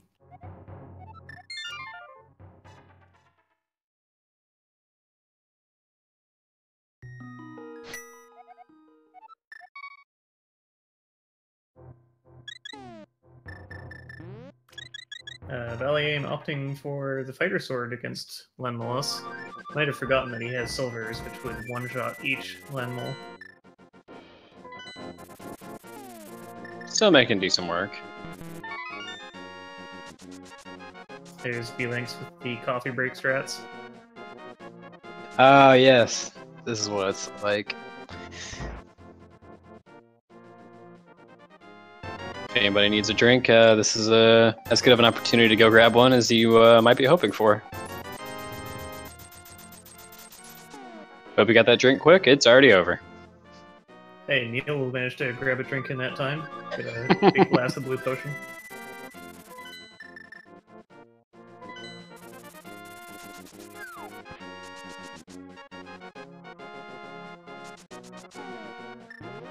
Yes, a drink to the past, as mentioned in chat. Boo.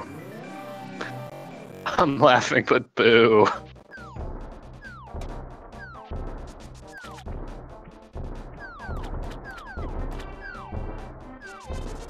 A little less trippy than a drink between worlds.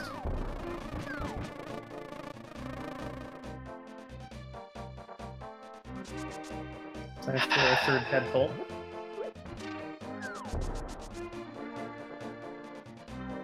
Getting a sword slash though for good measure? Yeah, I would.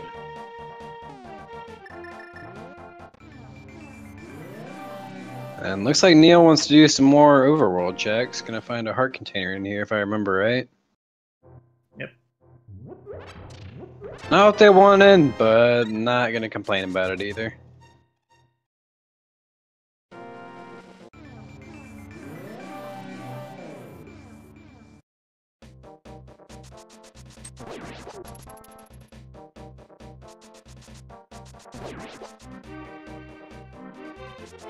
Bali grabbing a couple glasses of Mountain Dew. Shame he's not getting that Baja Blast. Oh well.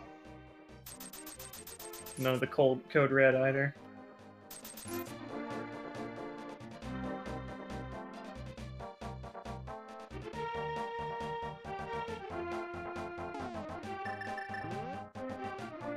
Yes, as noted in chat, Bali still isn't technically in go mode because he only has the fighter sword, which does no damage whatsoever to Ganon. Yeah, that's true too. Thankfully, we know he'll be picking up his Master Sword here in Turtle Rock.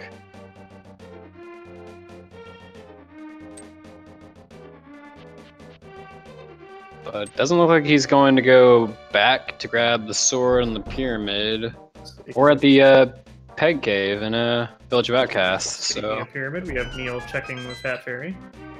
and gonna be very happy to find the Butter Sword there. I wonder if Leaf and Bud are going to... Well, yeah, he doesn't have hookshot, so definitely would want to check Fat Fairy.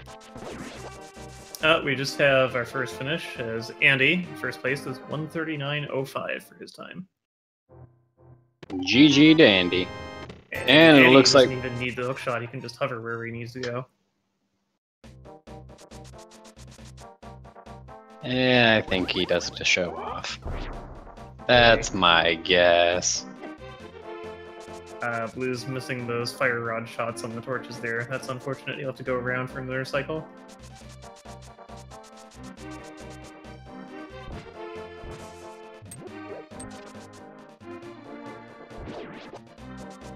And we did finally see half magic from the Pyramid Fairy. Good to have. Not essential, but certainly helpful.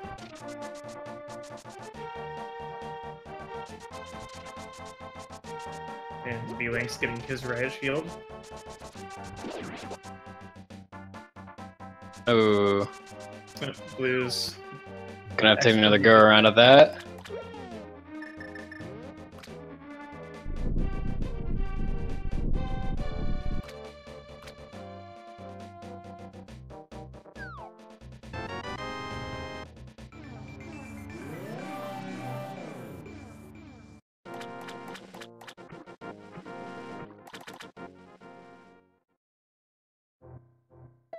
Alright, Blues made it that time. So we've got 2 runners currently tackling Turtle Rock. And looks like beelinkz is opting to do Dark World East Death Mountain. Pretty good call. There's a couple chests there in the Super Bunny Cave, and he can get to the one in the Hookshot Cave too. He will discover though that he needs another medallion for Turtle Rock.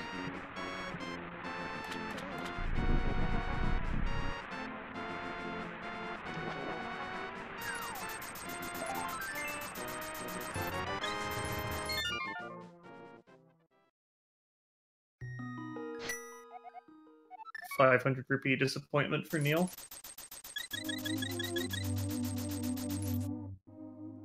Never what you want. Could be worse though. That could have been where the green rupee was. I think Neal's gonna check probably the King's Grave after he checks here.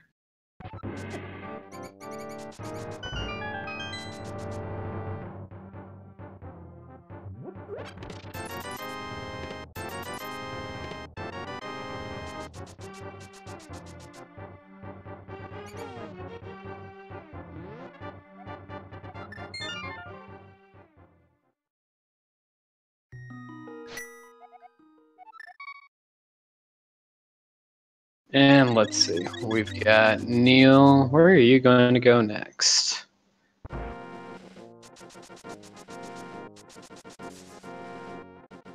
Looks like we might see King's Tomb here. Yep, not too far out of the way, and he's got everything he needs for it.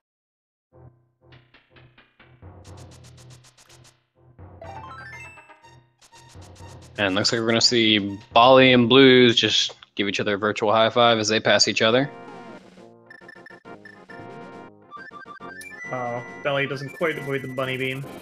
Aww. It happens. Pretty tricky there, because there's nothing for it to really run into.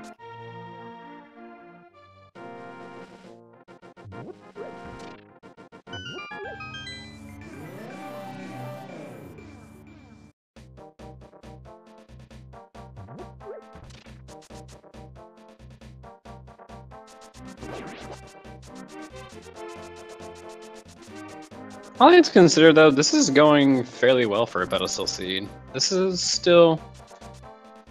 It's not too rough. Ice Rod was pretty troll, and Hookshot being in Swamp Palace, that's never where people want to go to first to find that, but... Yeah, that's pretty much going to decide it. And we have our second place finish with Mr. Barry Bonds. 140.47.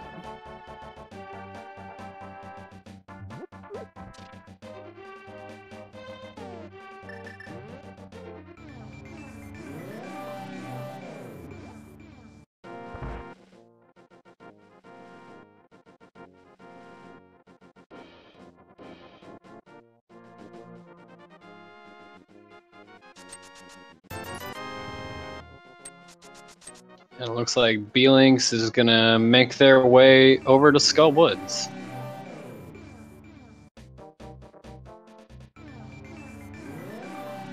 He will probably check pedestal there and discover, much to his dismay.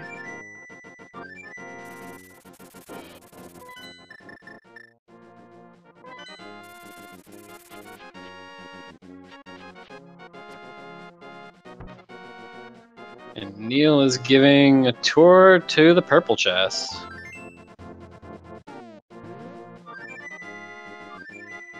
He wants to check everything he can before heading into Swamp without Hookshot, but unfortunately that's not the right move. There's no way you can know that, though. probably also going to check Bumbo's tablet before he commits fully to Swamp Palace, which, I mean, he'll be rewarded with a red mail, but still. Yeah, I think that's what he's doing now. And red mail is important because he's playing Santa Link. That's true. We need Santa. This will definitely help. Oh, we're just going to go immediately into Swamp. Oh, no. Not yet. Maybe after the Bombo's tablet, though, he might hop back in Portal and head straight over. I imagine so. It's a good way to route everything. You knock out Bombo's tablet, you knock out Purple Chest, then you just dip into Swamp. It tends to work if you can route all of those things in together.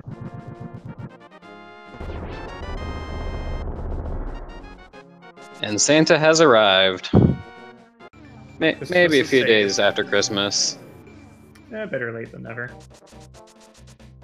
Yep, here we go. I think he's heading over to Swamp.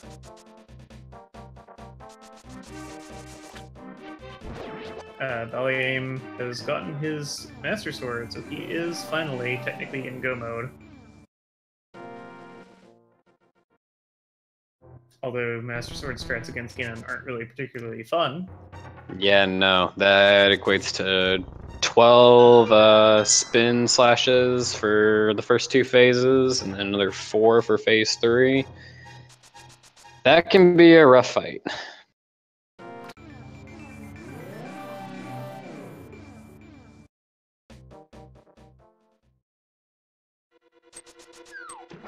And Blues is currently finishing off Trinex as Neal decides it's time for Swamp.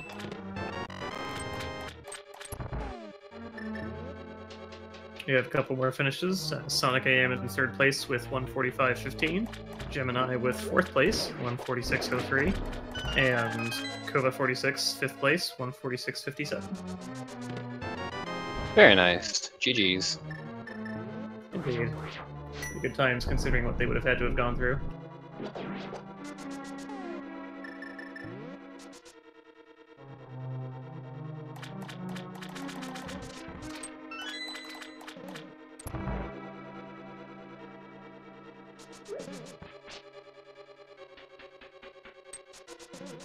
And speaking of having gone through some things, now's as good of a time as any to remind everybody to please go ahead and give these runners a follow if you haven't already, because after what they've gone through, I think they've safely earned it. They definitely deserve it for putting up a good show against all odds.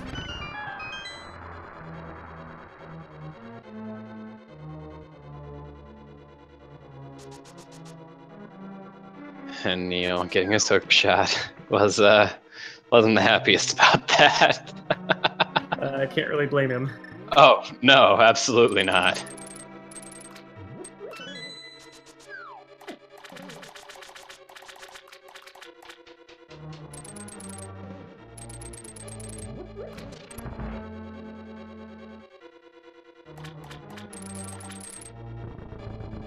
But on the bright side, he'll be able to go mode Swamp Palace, so no worries there. Yep, he can skip a few chests. Doesn't have to worry too much about them.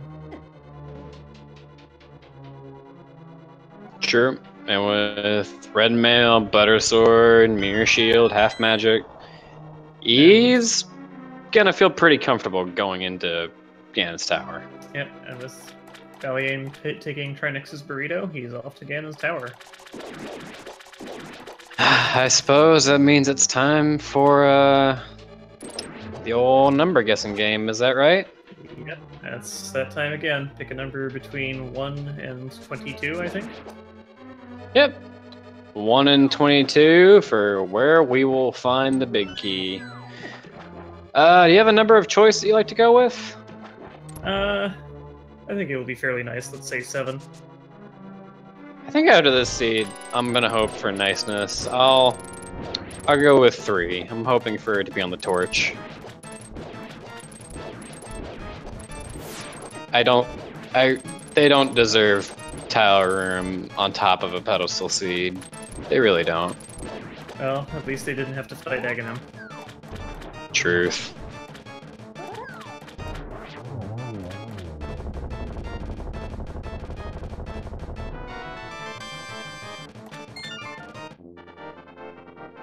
Neal will not be far behind. He has just gotten his 7th crystal.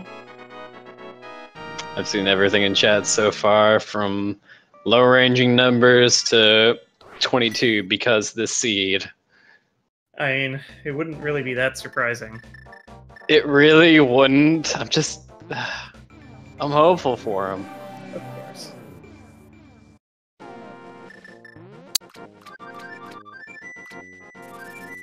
So what they need to be able to go up is they need to gain and store a big key and at least one small key, which Nealliam now has the small key. And B just figured out that this is a pedestal, so he decided to leave a sword slash and a bomb behind. Yeah, that's not something you really want to discover 1 hour 50 into the run. Oh, yeah, no. Fortunately, they just gotta make a quick play over to Meyer, which shouldn't be too terribly rough. Got silver arrows, so looks like we're gonna see Ice Palace instead, so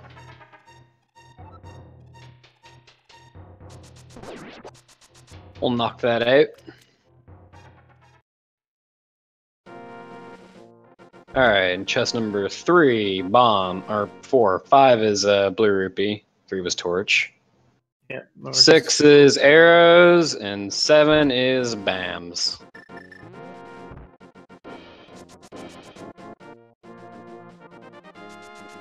Getting into unfriendlier and unfriendlier territory as this goes on.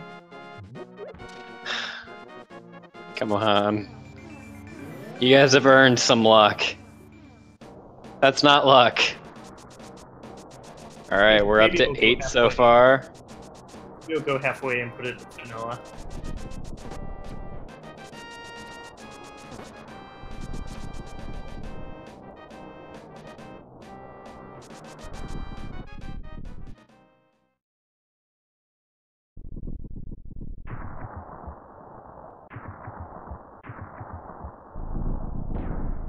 We have runner number 2 entering Ganon Tower.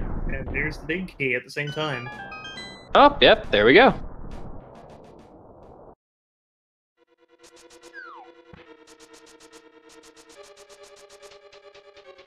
Time for the gauntlet.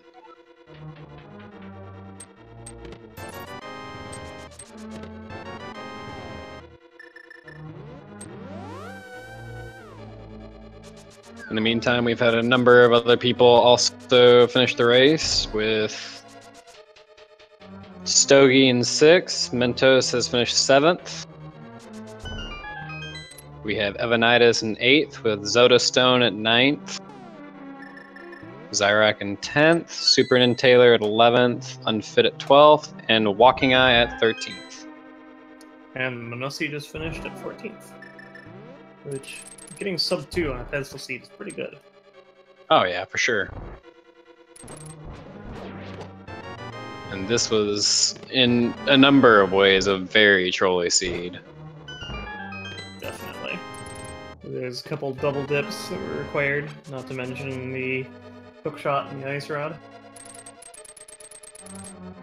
Definitely gonna have to ask how these runners feel about finding that. I can't imagine the happiest of responses. Well, Neal had the fortune of finding it quite early. The rest of them, not so much. True.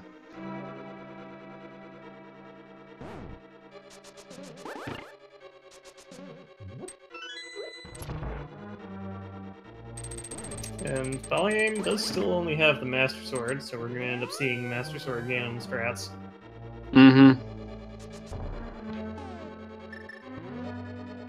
Probably also see the top 4 chests as well, just to hope and find it. So we'll see what we get from the top of Ganon's Tower, possibly. Yeah, certainly worth grabbing in this case, because it would save you quite a lot of time if you manage to find a sword up there. A lot of time and a lot of headache. And now we've got both Bali and Neal making the way up through the gauntlet, as Blues is making her way, or his way, up to Tower of Hera. Bali tries very hard to get that fairy, finally manages to snag it after taking a couple lasers to the face.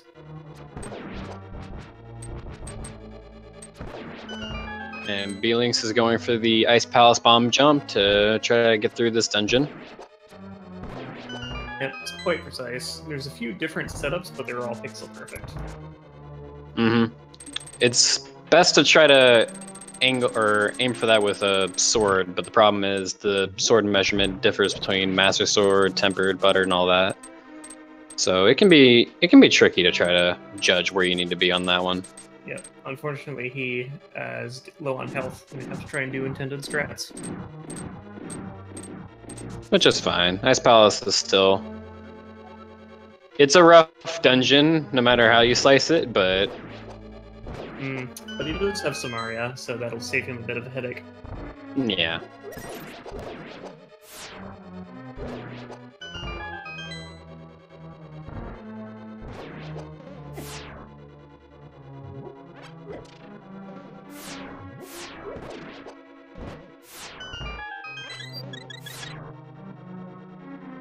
And we have runner number 3 entering Ganon's Tower. Here we go.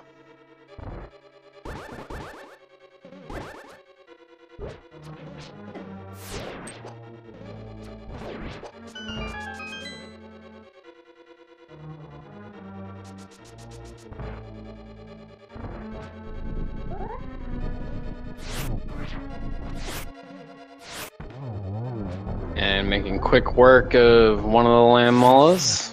We see 2. Oh, very nice. Very nice. Double spin, double slash.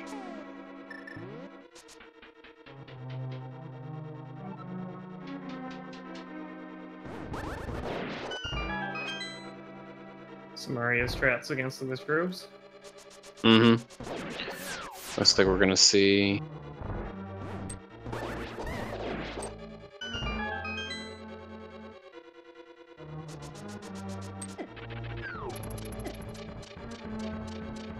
Bounces off the tridents, unfortunately.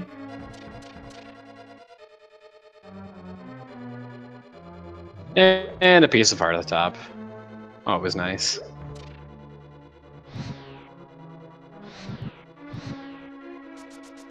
Looks like we're gonna see right side of GT.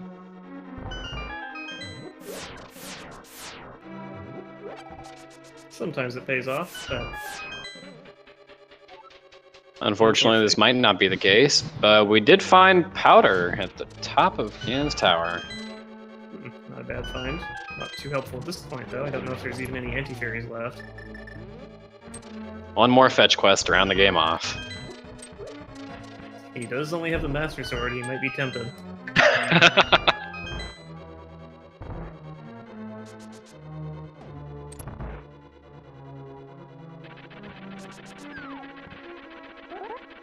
Well, if he did, he'd probably stop by Hammer Pegs to get tempered. So in a way, that could lead him to another sword, kinda? I'm realistically not expecting it, but, you know. Yeah, and Neal was right behind him. He was able to could catch up happen. fast with the Butter Sword helping him out. And the final chest of the game contains 300 big ones. Nice pile of treasure to take home. And we are seeing Aga 2 on Bali's side. What are we gonna deal with? And a blue ball. Of course. Naturally. The seed, 2 in a row? The seed wasn't mean enough. Oh. I just feel bad for these owners now. Knowing what they're gonna have to deal with. Fortunately, the clones always shoot the real projectiles. But I think Aghanim has, what, 50-50? Something like that, yeah. Very nice, double to round it all off. Oh, and Nealliam finishes him at the same time. There's going to be a very close finish between these two.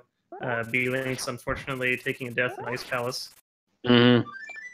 This is going to come down to the difference between Master Sword and Butter Sword, though. Yeah, if they both execute roughly the same, Nealliam will overtake baliama just for that alone.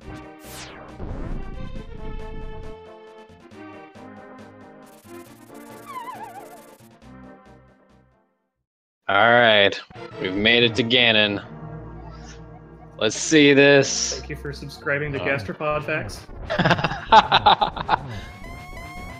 So, Nealliam only has to get 6 Butter Sword hits for each phase, whereas baliama needs what, 12 Master Sword swings?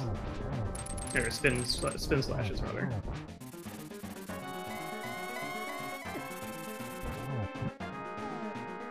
baliama taking a hit from the Trident. But Fairy. Reserve Fairy, to the rescue!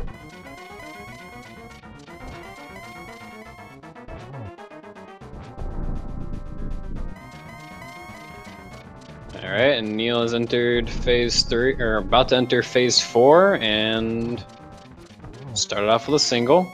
Now we're gonna see the torch glitch. Yep. At least they have. There we go.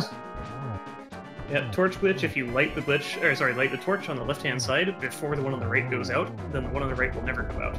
That's fantastic. Plugging Ganon with all those arrows really fast. And that being said, GG to Neil. Yep, his SRL race time has shown up as 2 hours, 1 minute, and 13 seconds. It takes a moment to fire one last arrow at Ganon's tower. Who can blame him? baliama down to 1 heart, unfortunately. We did it! GG. Alright, and let's see if we can get him in here for an interview.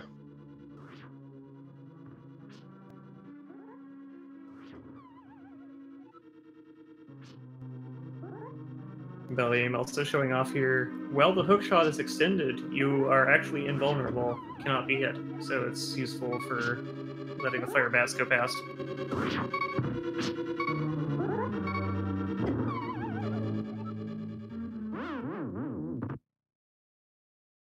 beelinkz unfortunately taking a death trying to do the Ice Palace bomb jump. It's quite punishing because for every missed jump you lose 2 hearts, regardless of what mail you have.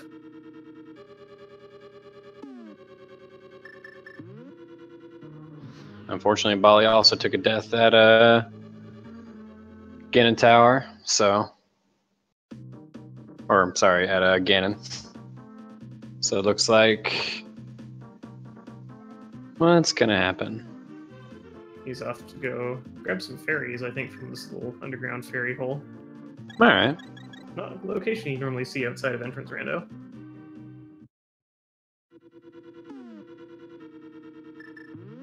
Definitely going to be helpful to do Master Sword strats.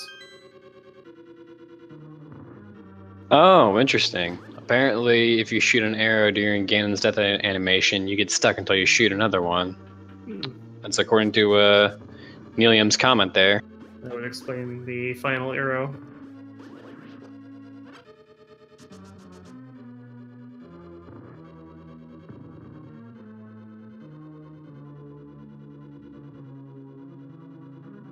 And at the same time, we've got Blues making their way through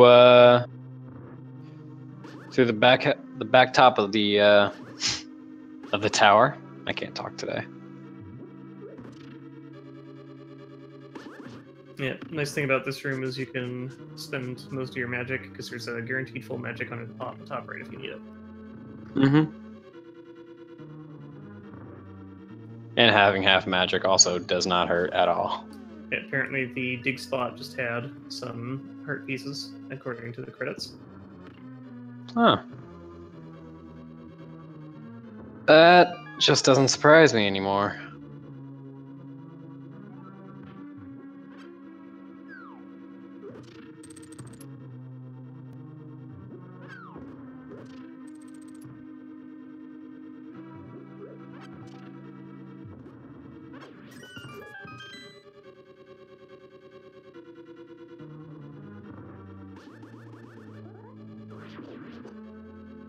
Apparently the cape leads to the Red Riding Hood kid.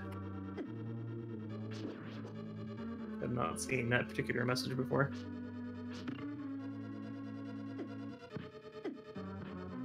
Naturally. You're at here at the top of Death Mountain. Blues And it looks like...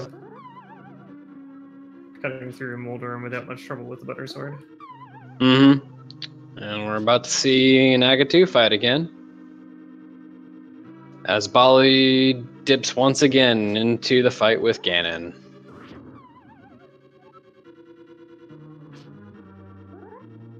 For another refresher on facts about gastropods.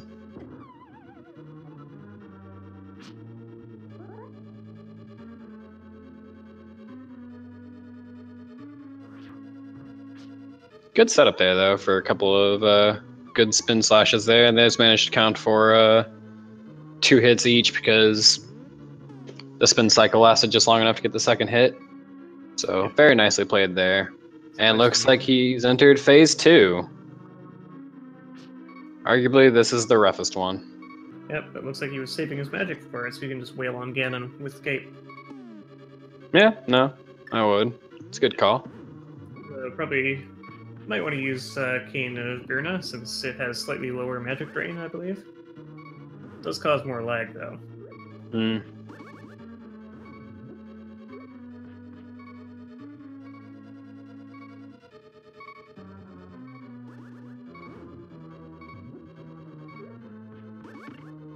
And beelinkz has made it back to where the Ice Palace bomb jump is. Just gonna play things the old-fashioned way.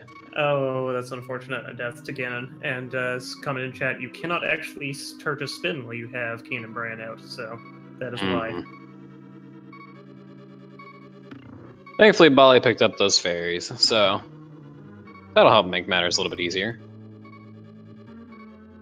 Yep, each one gives him another 7 hearts to work with. He still only has the blue mail, so he's going to take 3 hearts of damage from anything Ganon throws at him.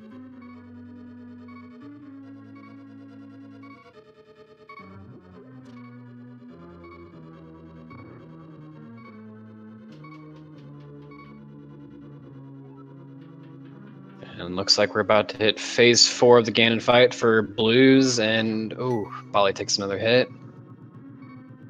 I think he filled up on fairies, so he should be fine.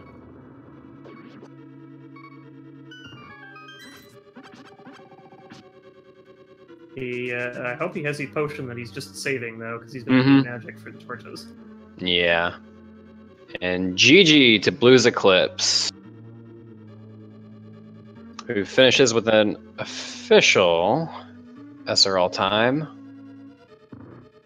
of 2 hours, 7 minutes, and 29 seconds. Very nice.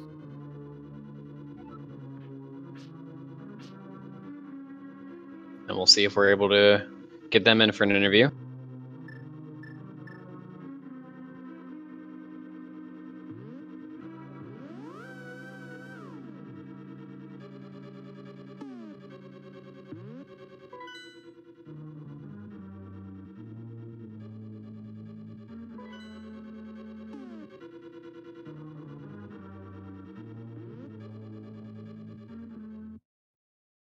As has been noted, it's rather unfortunate. Belly is not very far away from a sword upgrade. He didn't get the one on the pyramid ledge. It's literally right out there taunting. Oh, I hadn't even thought about that. That's just cruel. It's quite unfortunate.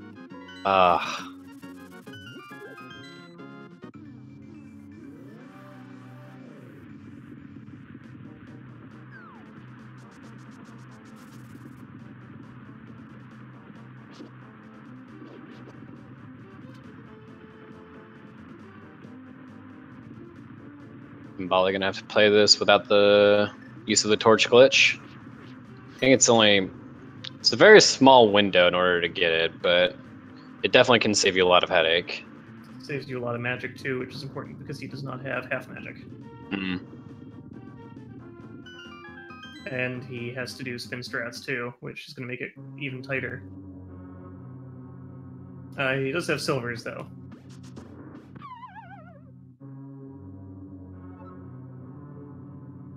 And beelinkz is heading into Mire by the look of things.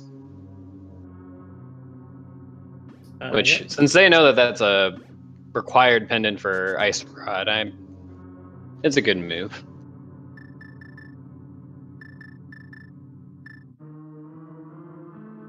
And there we go, GG to Bali. hard fought, but well won.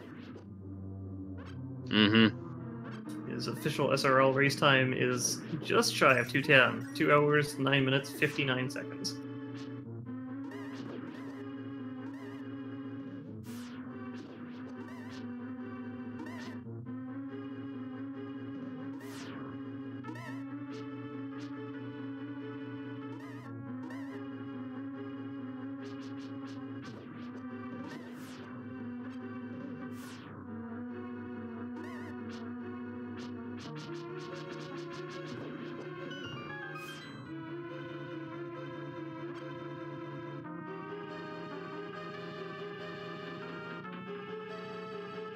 All right, I'm gonna try to get somebody in here for an interview.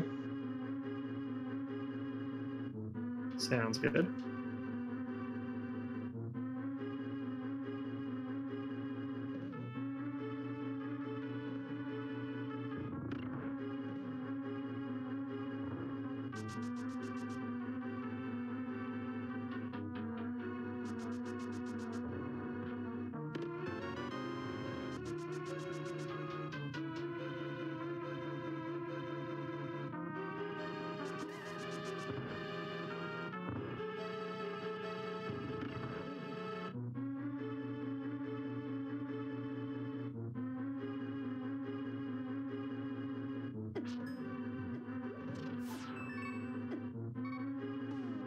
Oh, beelinkz has to get that chest, but doesn't have Cape or Brian, and spikes are in the way. Oh.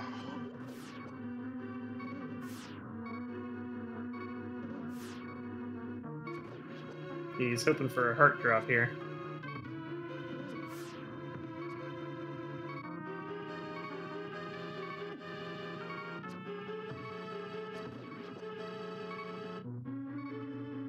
And looks like we will be joined by Blues and Neil here in a moment. They're just wrapping up things on their end.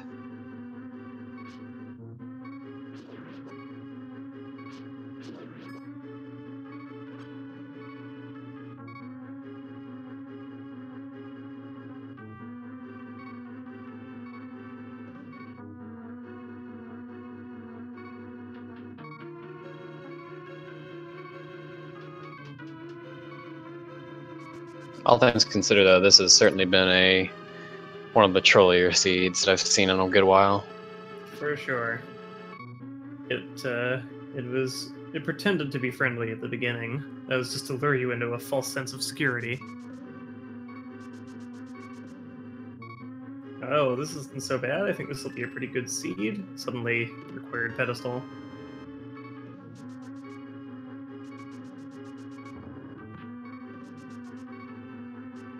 All right, and one moment. Hey, Blues. GG.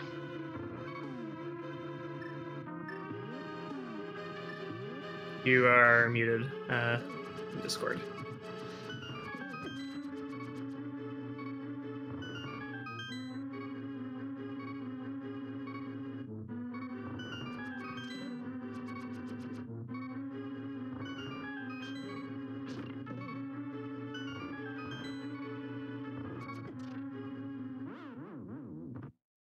Unfortunate, beelinkz takes another death.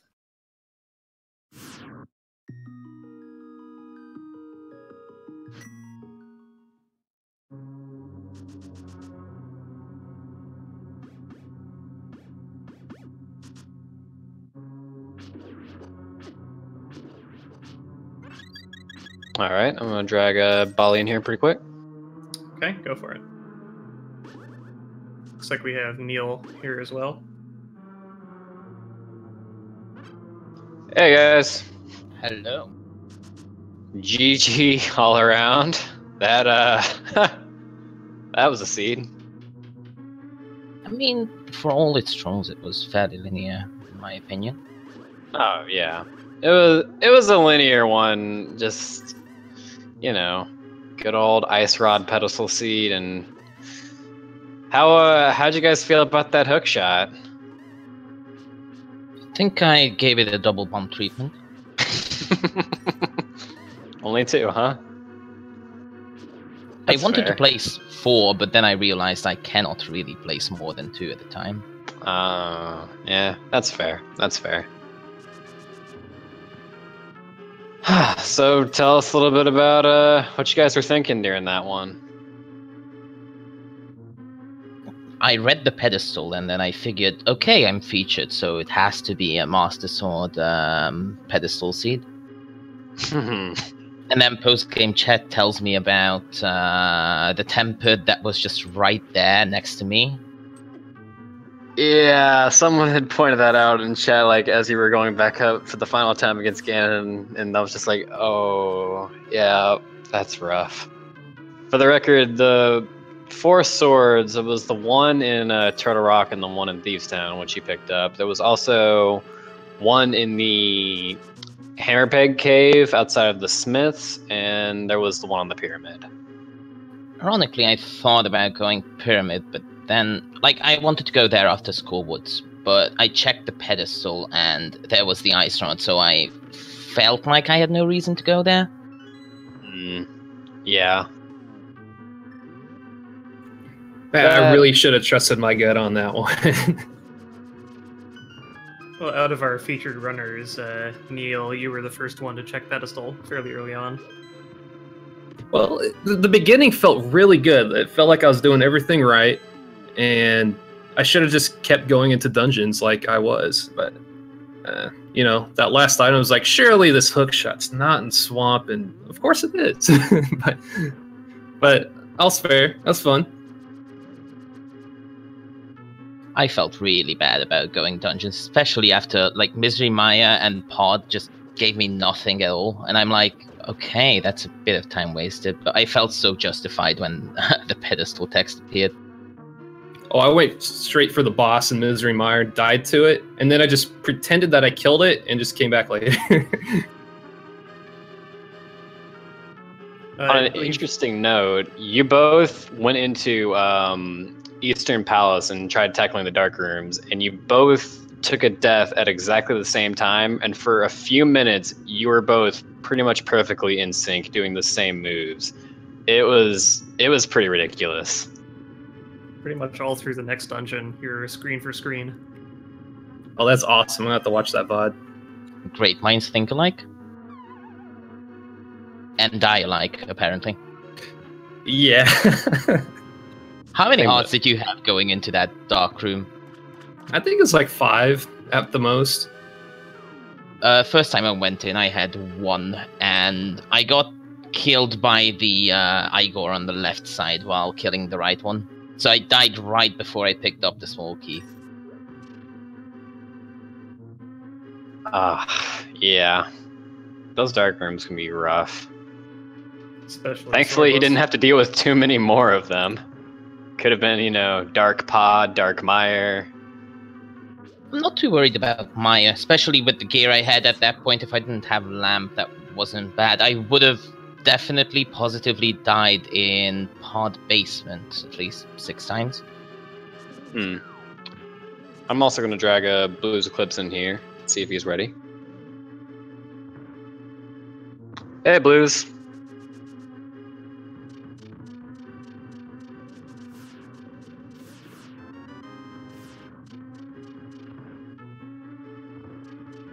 Maybe having a few technical difficulties there. It happens.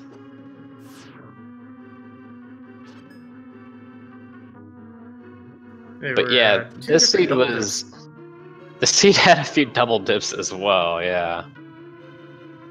There was the one for Skullwoods, which wasn't required, but I believe 3 of the runners did it, and... Oh, there was another one, wasn't there?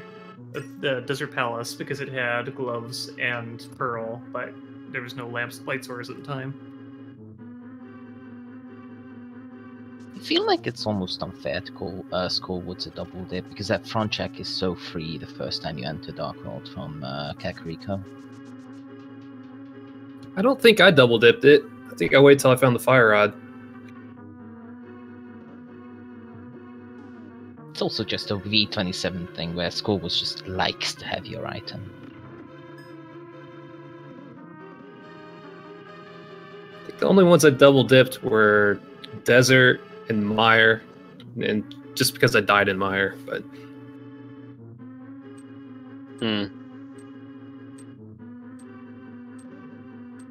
So anything that you think you've learned for future runs? Baliama first. Check the pyramid. A good lesson. May have would have saved you a little headache there, yeah. What about you, Neil? when it's feeling linear, just trust your gut, go in the linear dungeon. Makes sense. I had a pretty good portion of my map that wasn't explored, and I could have went to the swamp and just finished it off. But oh well, this is next time. Yeah, I remember around the beginning of this seed, like whenever we were making the joke about like what we were predicting, I think I may have said something about Ice Rod on pedestal. So I think you did. If you want someone to blame for that little quirk of the seed, yeah, I'll own that. I mean, you did give them the sword on the pyramid as well, which is good for some of our runners. Yeah, I was also mentioning how there was like a lack of swords going around, and then that was the moment that you had checked the pyramid to find the tempered. I was like, oh okay. I'm not too bad about the pedestal seed. In fact, I'm fine with it because I found out pretty early, so I was able to just full clear everything. I feel like pendant dungeons pay off often enough, especially pod, because it's such a value dungeon usually that pedestal wasn't too bad there. Yeah, pod has 5 potential items in it, so it can be worth it. Swamp has 6 and never has anything. Except now. Except this time. I feel like we cursed that because before the race in IRC we were discussing how Swamp is always bad. It wanted to prove otherwise. So when I went into Swamp, I had 2 other items I hadn't checked on my map. And I was just like, no, I'm not going to check Graveyard Ledge or Spike Cave. Let's just go in. I didn't ever touch the Smith Chain, for example. Like, at that point it seemed like I could waste a lot of time just running around in the overworld or do what the seed clearly tells me to do. Well, it was interesting because you guys had very different routing styles throughout that. Like, Neil, you checked the pedestal pretty early, and you had a pretty good sense that, yes, this was a pedestal seed, whereas, Bali, you were just content to just almost blind pull the pedestal if possible. Like, you knocked out, I think, both, what was it, Mire and Pod before even looking at it? Yep. Maya was an interesting one because at that point I was fairly sure that I had something either in Maya or Pod, and Maya opened up later, so that's basically my reasoning for going there rather than Pod first.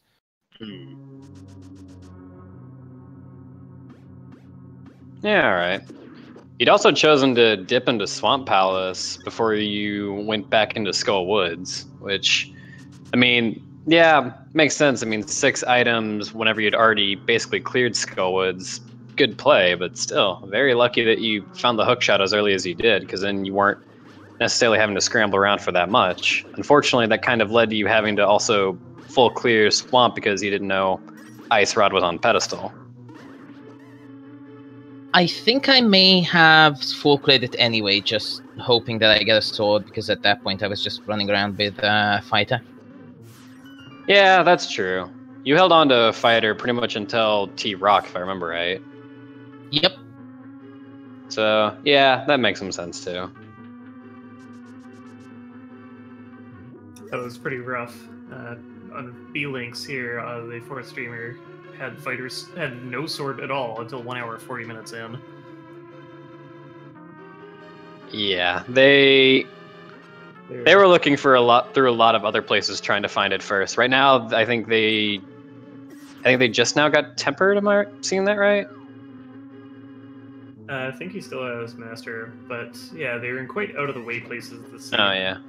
And they did give you a hammer very early on. I believe that was at Sassua's house.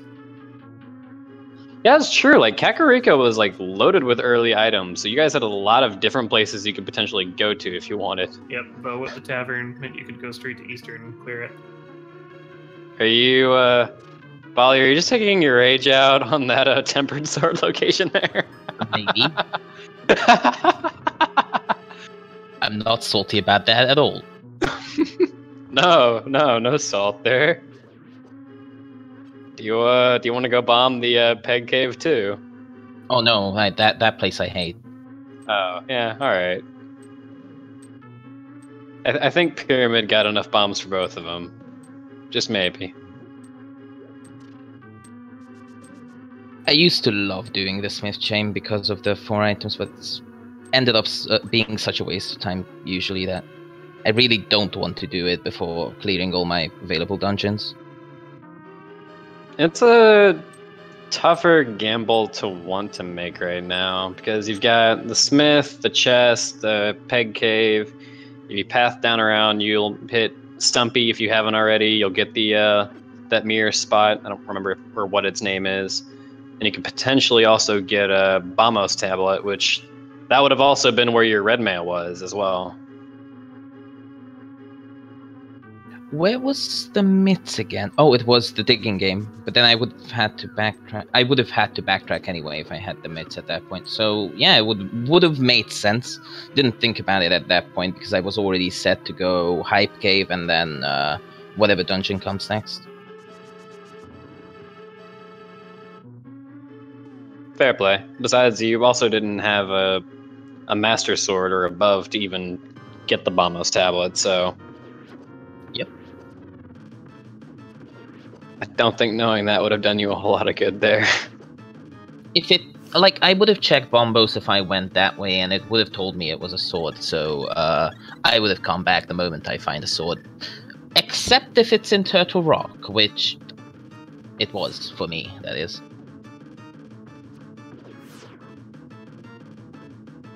I don't know, if I knew that, maybe I would have gone there after the Gandalf.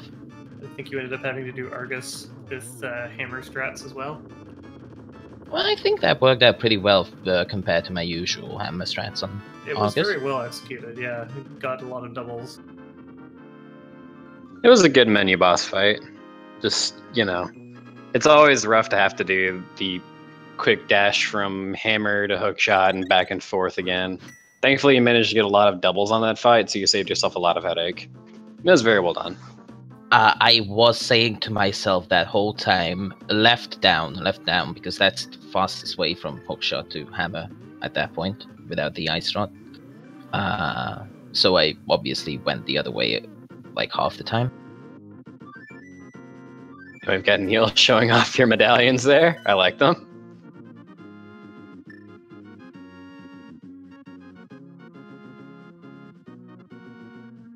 Yeah, I'm pretty sure I gave the hookshot a good quake when I found it. I don't think anybody can blame me for that. Because, again, like we were talking about it whenever Bali first dipped into Swamp Palace, we were just like, man, wouldn't it be weird if this was where hookshot was? Because at the time, we still hadn't seen Turtle Rock either. So it was between Swamp Palace having hookshot or Turtle Rock or some overworld location. But nope. First, chest and swamp, of course. So basically, I was the first one on Restream to dip for that. Yeah, you got it a long time before everybody else. It was quite a close race between the people who knew at the time that it was a pedestal seed and didn't have any idea where the hookshot was, whereas you were the other way around. You and yeah, the two of you both entered Ganon at about the same time. Tempered sword makes 9 minutes worth of difference. The butter, it was butter, and that certainly helps. Oh.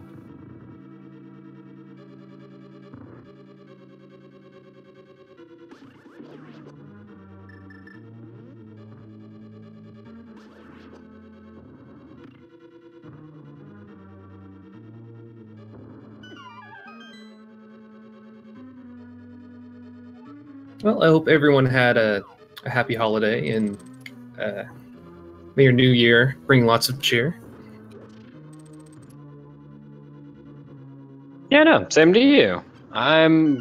Thank you guys so much for allowing us to feature your races and commentate them and curse them with horrible item locations. Well, We're thank you for sorry. commentating and watching my terrible gameplay.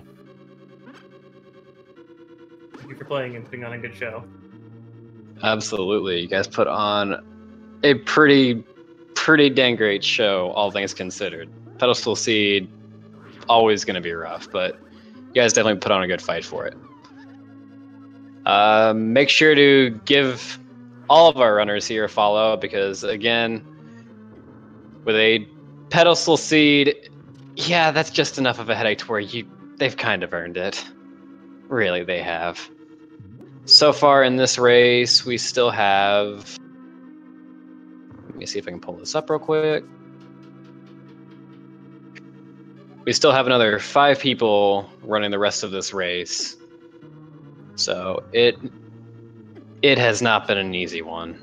I think 23 people managed to sub to this, but a lot of them were pretty close.